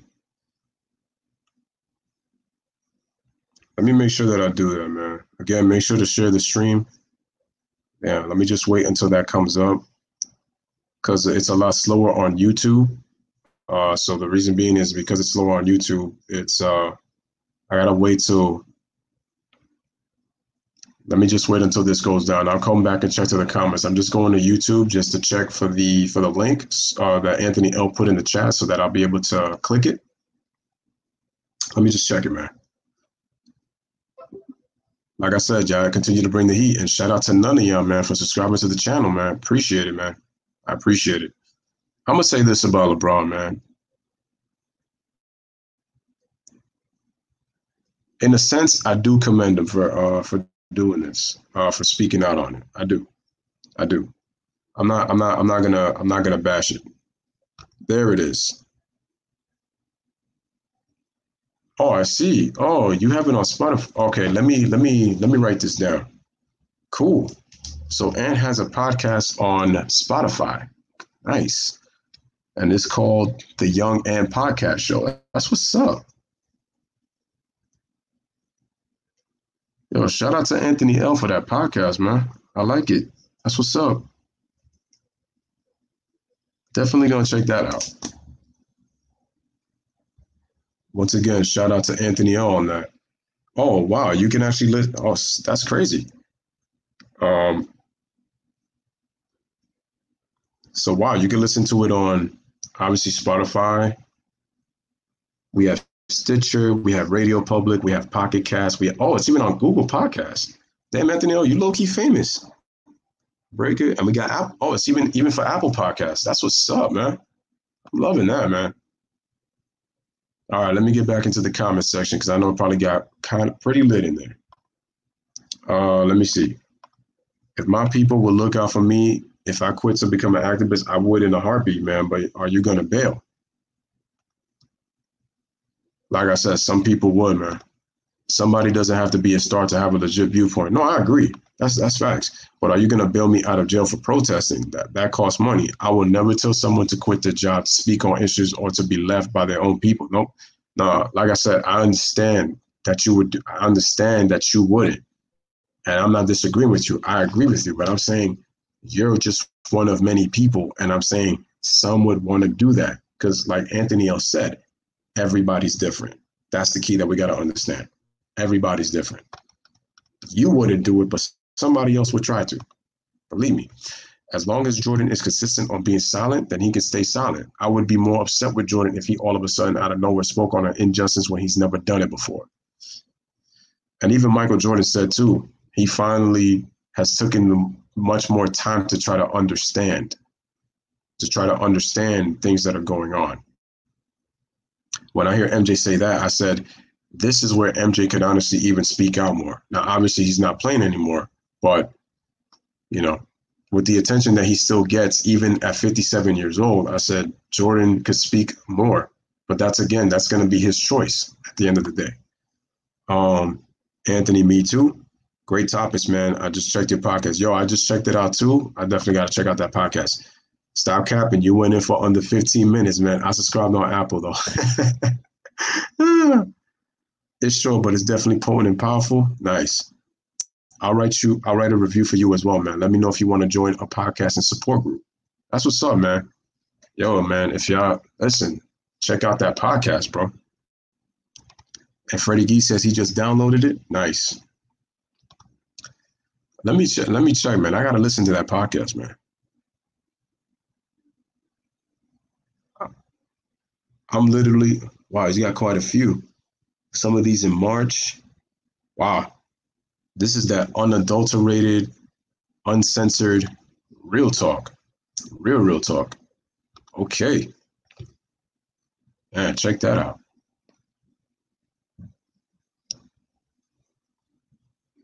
Again, you guys have been unbelievable in the chat. Appreciate y'all. Y'all been doing unbelievable right now. I mean, it even says it right now. It says there's actually a report, ladies and gentlemen, and I just found out.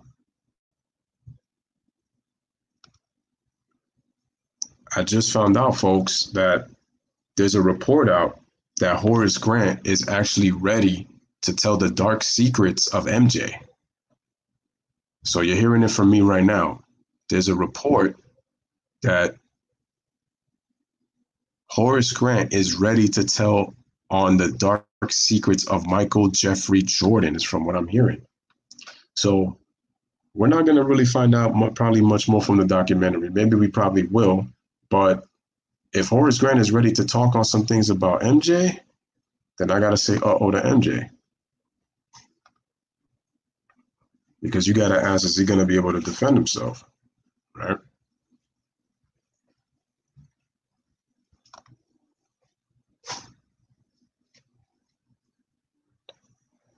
And like I said, make sure you guys go check out Anthony's podcast.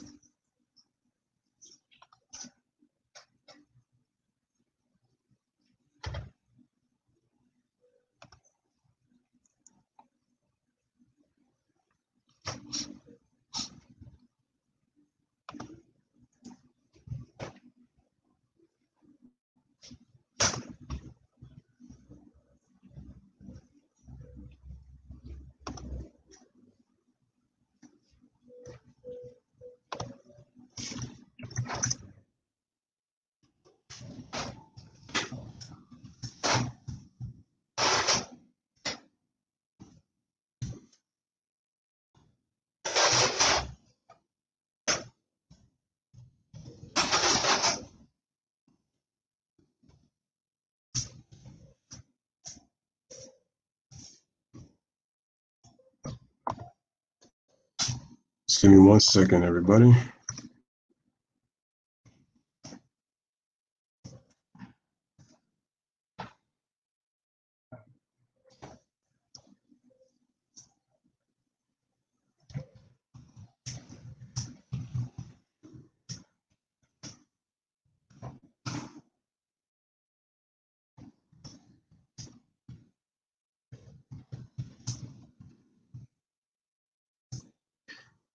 And let me just get back.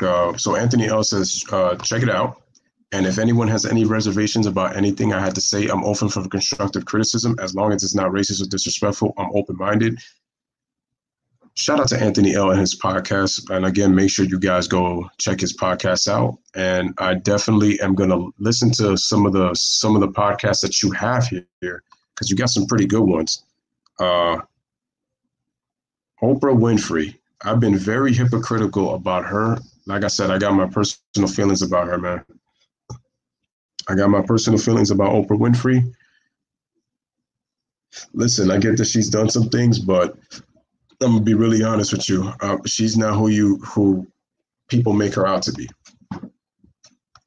and it's a shame that I gotta say it like that. But it's from things that I've heard that I'm not even gonna talk about here because it's kind of the stuff that I would probably listen to in Anthony L's podcast, and he probably knows what I'm talking about. They should do a face-to-face like Mike Tyson did with Evander Holyfield. That way MJ has a chance to defend himself. I doubt that's going to happen. And like I said, I feel like with this documentary, what's happening is that as great as it is to see the behind-the-scenes things, the media is taking advantage.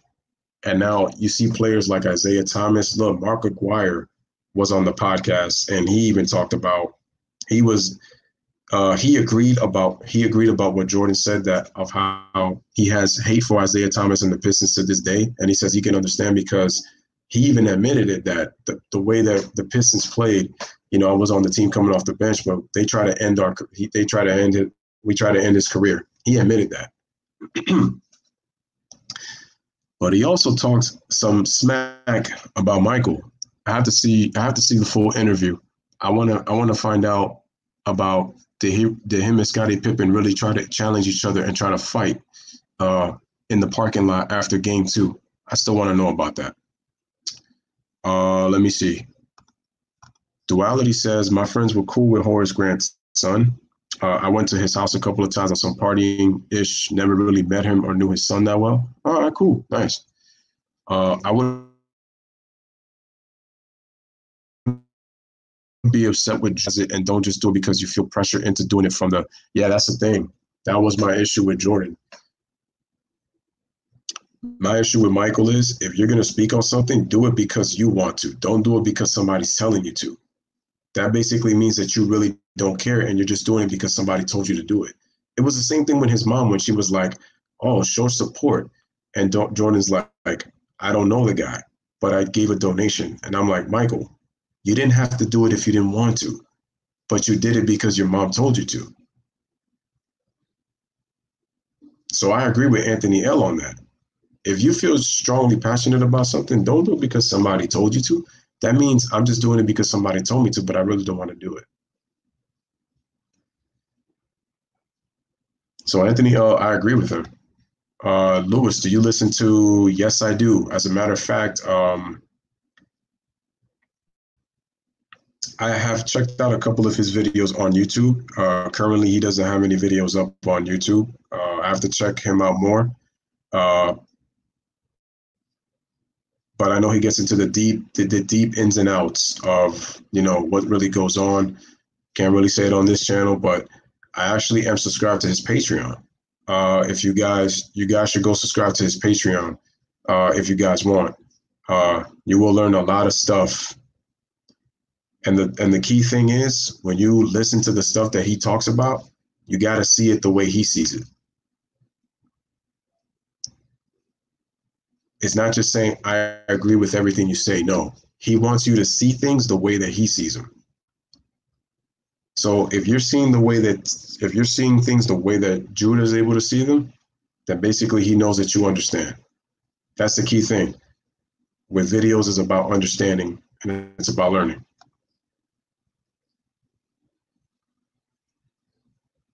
I agree. Oprah hasn't done squat. I've been saying that for the longest, man. When she gives things away, she gives it a write-off. Listen, she is about kissing her white corporate sponsors. I've never been a fan of Oprah. I'm sorry. I looked at her differently, like she was doing something, something big. But the stuff that I found out about her, I'm like, yo, nah, you right about Oprah, man. Got some strong feelings about her. If what you do isn't consistent and thorough, then people are going to question whether or not it's real or if it's coming from a disingenuous place. Facts. And Duality says, man, I detest. Jordan funny, when he gave money to the cause, he also gave it to the other side. That's what I'm saying, man. If you're not going to give it to Harvey Gantt, don't give it to him. That's it.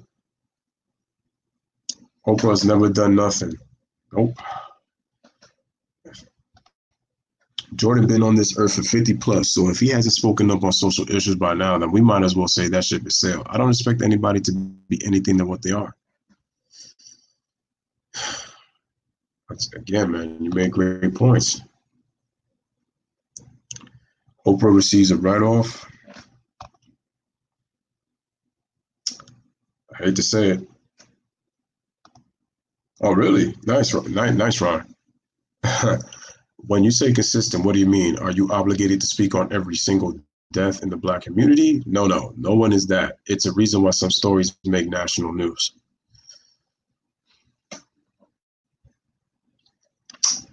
Freddie Gee, speaking facts. I think of the junior situation that happened in the Bronx.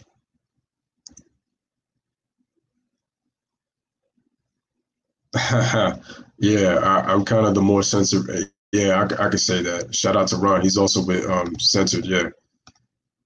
Dwale says, man, I stopped listening, man, but I learned some gems from him. Yo, if you go to the Patreon, I'm telling you right now, man. So my bros, right here,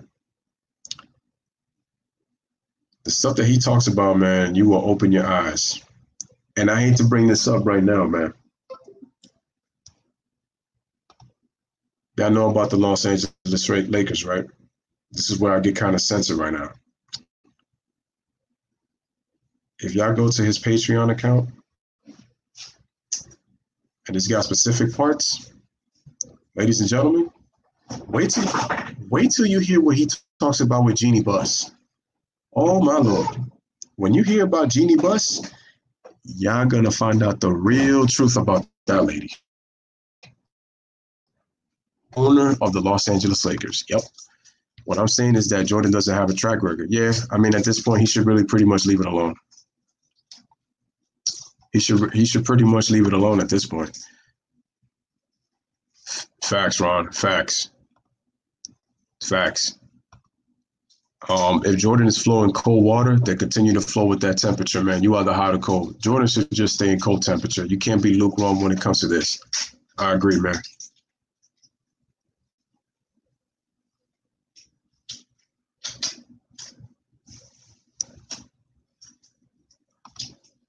That junior situation in the BX was, yep, he was a good kid. Yeah, but listen, there's levels to that situation. Trust me, I know. He talks about the side of the things, man. We'll chop it up with you about it. Trust me. Oh, duality. I know, bro. I've been looking at his Patreon. Trust me, I know. I've seen some of his videos. The crazy part is people need to understand too. A guy like him, the reason and the thing is, it took me a little bit of time to understand, but I understand why it takes him a while to come out with the content. The reason being is because he does a lot of extensive research, and it's like he doesn't want to put false information out there. And it's like when you do the research that he does, it's like he does it to make sure that he understands what he's researching, so that he's able to explain it to you in a way that you understand. So it took me a little bit of time to understand that, and I understood why. Because he used to be coming out with those stimulus packages that a lot of his subscribers would talk about in the comment section. And obviously, people need to understand that when you have a Patreon account, you can be more uncensored there. Whereas you kind of have to be in a censorship, here on this platform. But in the Patreon platform, you can say and do whatever you want on that. And like I said, man, I definitely want to get to 1,000 subs, man. Hopefully, and like I said, I feel like once I get to 1,000, this channel will be bumping. Because like I said, I got a lot of future stuff coming up.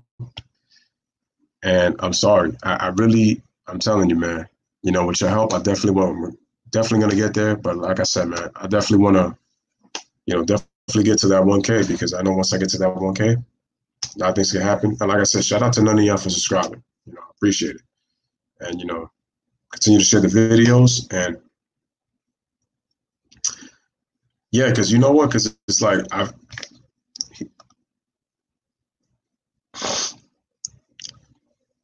that's the key. And once again, Anthony L. just again, this dude is throwing missile after missile after missile. Once again, he comes in with another missile. The man just hit you with a torpedo from a submarine. He just said it once again. You got to stay in your lane. Once you try to step out of that comfort zone, and once you try to step into another lane, knowing that you're not comfortable with, I'm sorry, man. That's when you know you're screwed. you're screwed. You're screwed. See, what I think about is the opposite. It's about damn time. And that's why I said that I feel, this is why I said in a sense I feel bad for LeBron, because I feel bad because what's going to happen is, and this is why I said a couple of streams ago, this is why that this year is very crucial if the season were to come back, because if he doesn't win this year, and let's say he doesn't win another title again, when he leaves, the same people that he thought that they were their friends who talk about him all the time, and like I said, I know he's paying a lot of them under the bus, him and his company, Clutch Sports. If you think LeBron doesn't get a breather now, wait till he retires. Wait till he retires. And it's crazy. I want to marry Jeannie so I can run the team. I got to see what Duality does, man, to put the team together. I had a feeling by some of the things you say, man, you're onto him. You know, there's some things that he kind of says that I kind of see. I was kind of seeing in myself, but I think other people would have thought I was crazy. Right up until I don't even know how I stumbled upon his channel. I really don't. I don't even remember. All I know is when he spoke about some basketball topics and when he was talking about certain people, I said to myself, I've been getting that impression about this type of person or this type of player for a long time. It's just people thought I was crazy and thought that I was delusional, but this guy was seeing the same things that I'm seeing. And I'm like, oh, wow. And I realized it, man. When people put things out, the whole point is to try to get you to understand the way they see it. You obviously form your assessment, but it's basically the connotation and the bottom line is the ultimate is basically you can form your own opinion from what you see, but the common goal is to be able to see things the way that other people are seeing them now. And that's the point I get to with those videos. I like his release 30 to 50. Yeah, man, when he could be coming with that stimulus, bro. Happy birthday to him. Happy birthday. And it's sad that that's still happening in the South. That's what kills me. It's part of the reason that racism still exists. On June 7, 1998, one of the most heinous hate crimes happened against a black man in Texas history happened. Was that during the NBA Finals? Yes. Did I speak on that? Nope. James Byrd Jr. Got a point. Got a point. Speaking up is not for everybody, though. At the time of the spotlight, wasn't on the athlete to speak up today. It is due to social media. That's what we kind of have to put that, man. I don't remember how I stumbled upon his channel either, man. I don't remember the first video about me neither. Me neither. That's what's so crazy. I don't remember the first video I watched. All I know is as soon as I saw it, I was like, you know what? This guy's thinking the same way I am. That's crazy. It's crazy. I was like, wow. You know, ladies and gentlemen, and this is kind of why I do these live streams, you know? You know, there's certain people telling you one thing, people say another. You know, people then come back in the comments and they go to certain parts. You know, there's something that they don't obviously agree with or, you know, something like that. But it's like the key thing is to watch a video. But the thing is, because it's a live stream, and, you know, we've been almost 2.5 hours in. And, you know, it just lets you know. But listen, man, Horace is about to drop the hammer from what I'm hearing. So it says he's about to unleash the dark secrets about to come out.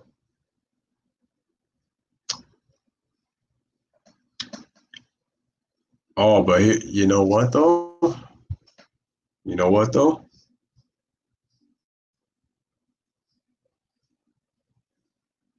That's an oxymoron right there.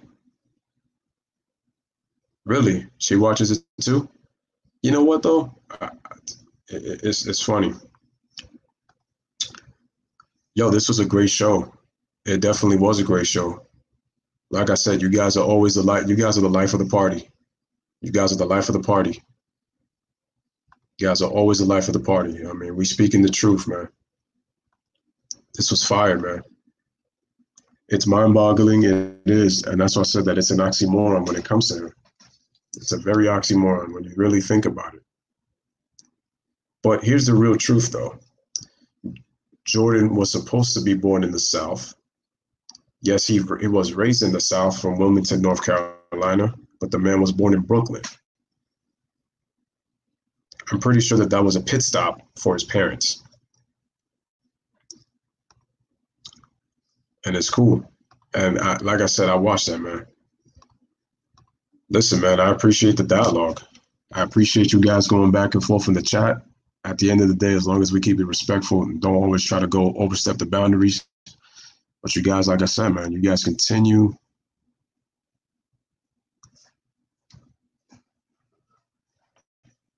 You guys bring the opinions. And the best part about it is that there's a point where you can kind of agree. But then at the same time, you know, you also, but when the thing is that you guys support it, and then the thing is you come back, and sometimes there could be a point where you're like, oh, you know what? Like, you know what? I agree. But, you know, at the very same time, though, yeah, Horace has spoken to Zeke. Crazy, right? one of his former enemies. He said he don't like Detroit. I think he mostly don't like Bill and beer. That's probably it. But and like I said, we don't always have to agree, man. It's true. Everyone has got their own perspective about different things, and that's what makes us unique. It's all about the respect at the end of the day. Like I said, man, I could look at you and say, you know what, man, what you said, I don't agree with. But you know what? I respect the fact that you got an opinion. I respect the fact that you come back and we can have a debate. And we're agreeing to disagree, man. Right. That's right. And, you know, I appreciate the support. And, you know, we're going to get there all together. You know, like I said, this isn't a one-man team. You know, I'm the one that's putting the content, but you guys are the one. It's basically what it is. Look at it. I look at it this way.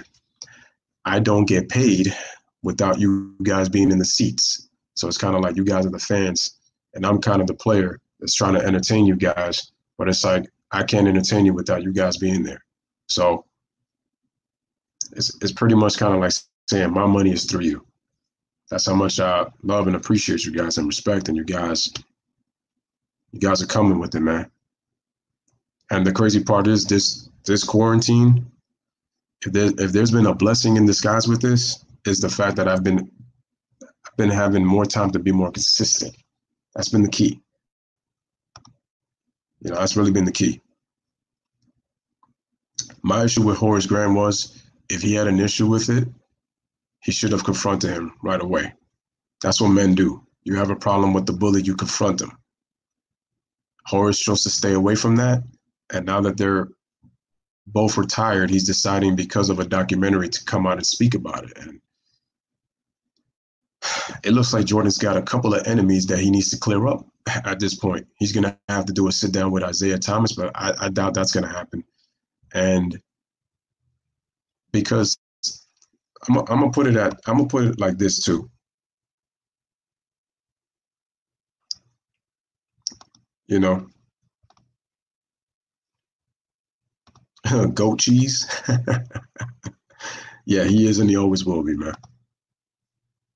And like I said, man, if you guys haven't, make sure y'all go. Oh, I haven't modded you? Oh, I gotta do that. Tomoko, stay blessed, my man. Stay blessed, Tomoko. That's what I meant to say. And like I'm saying, if you guys haven't, make sure you guys go subscribe to Tomoko's channel. Great content on there. Make sure you guys go subscribe to Tomoko's channel. Just type in Tomoko's name and you'll definitely see the content there. Make sure.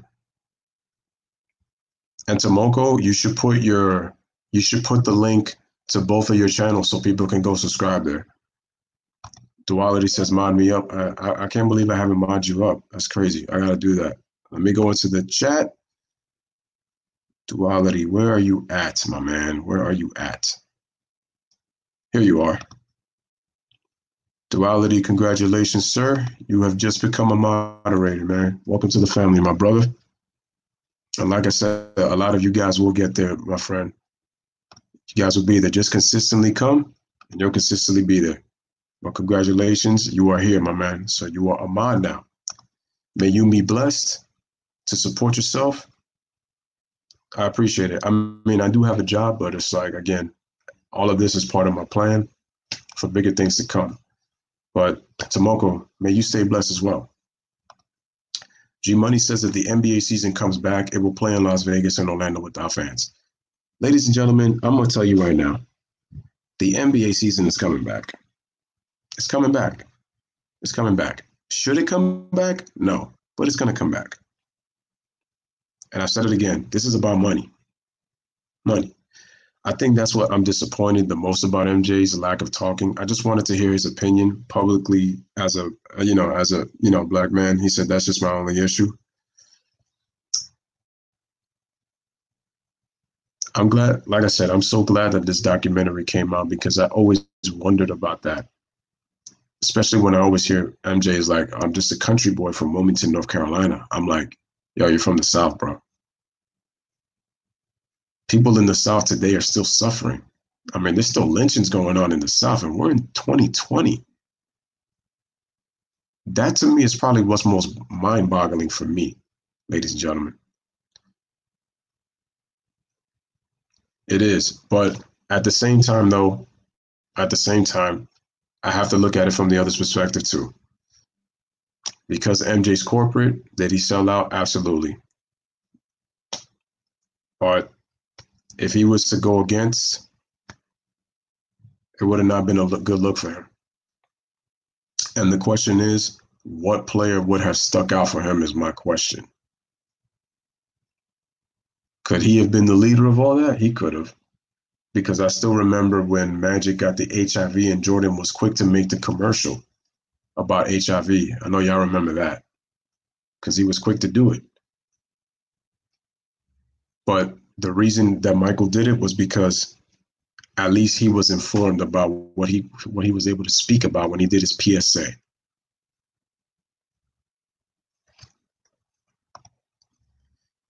MJ would have been in the hospital playing me, trying to punk me. I could care less about his motivations.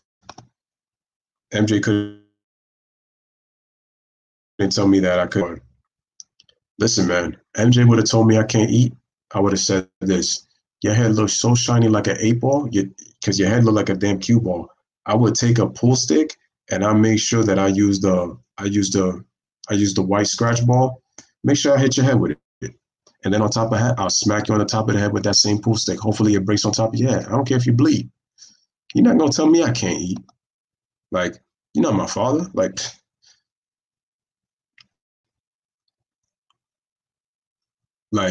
let MJ try to reach on my plate where I got that mac and cheese. I got that mac and cheese with with a little piece of turkey, with a piece of steak, with some collard greens, or with some smoked ham. Let that MFer touch my plate, man. Let him touch my plate, see what happens. He better not even try to reach. Because it ain't going to be pepper you reaching for, bro.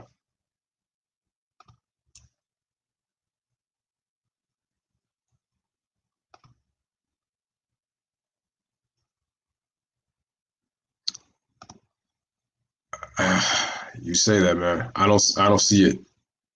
I don't see the season getting canceled. We should have a video about what do we think about what's going on now with the. Here's the thing, I would do that, but the problem is because of what my channel's about, my video will probably get shut down. That's the only thing. I place links in. Okay, so Tomoko placed both links in the chat. Let me see if it probably put. Let me just check so that y'all could go subscribe to Tomoko's channel. Let me just check real quick.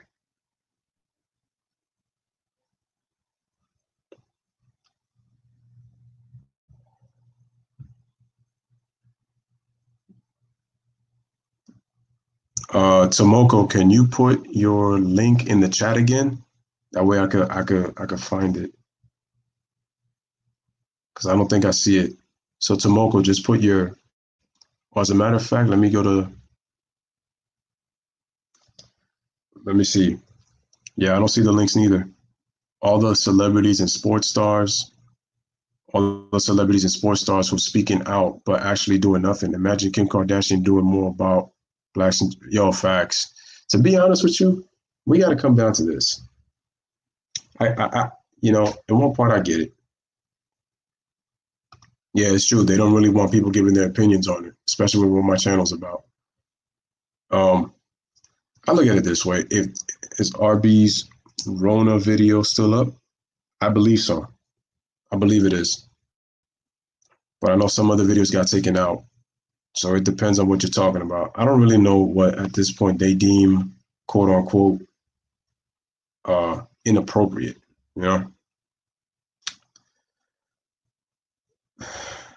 So Tomoko, try to see if you can put the links before you go.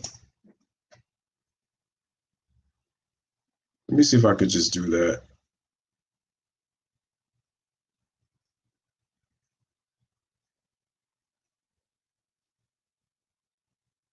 Let me just go. Where is it? I'm gonna check it out. I'm gonna just check it out real quick.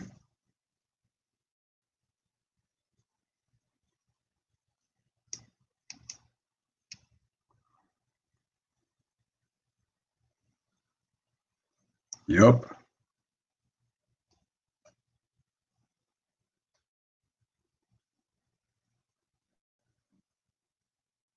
Exactly. I mean, it's cool with the fact that we gotten this many people to pretty much look at, check out the video. It's been great.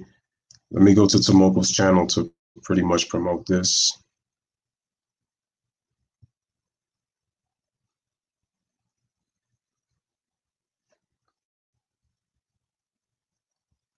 Can I go to her? Let me see. No. Let me see if I can just click. There we go.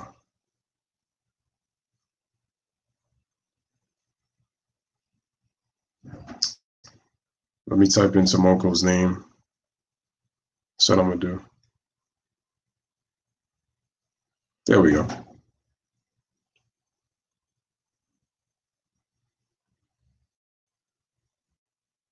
Okay, guys, I got you. Let me see if I can do it.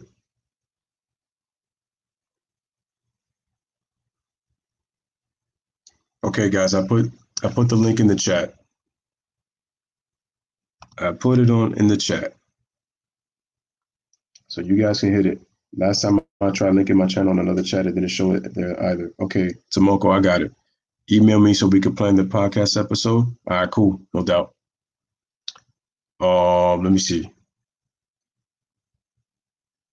So Tomoko, I put it in for you. Got to stop saying now they will shut down the video.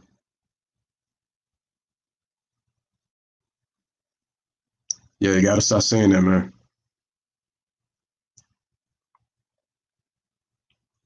Yeah, unfortunately, got to be vague.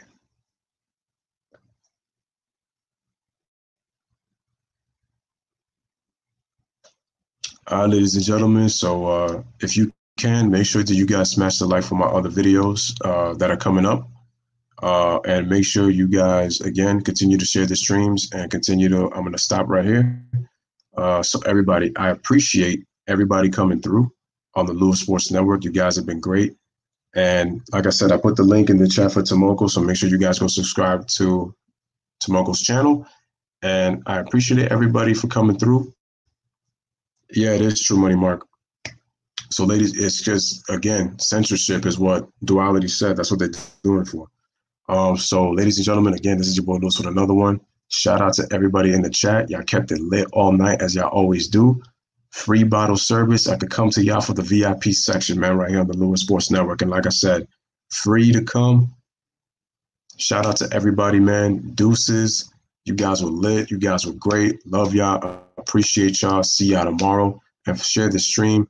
Like the channel, subscribe. From the Louis Sports Network to everybody, as we always do, pound it with your chest 3 times. Live, laugh, love. Thank y'all. Have a wonderful night. Till next time, shout out to Ron, shout out to Duality, shout out to Money Mark, Freddie Gee, Anthony L, Tomoko, Ryan, Corey, Nunya, everybody. Have a wonderful night, and I will see y'all tomorrow. Take care, man. Deuces.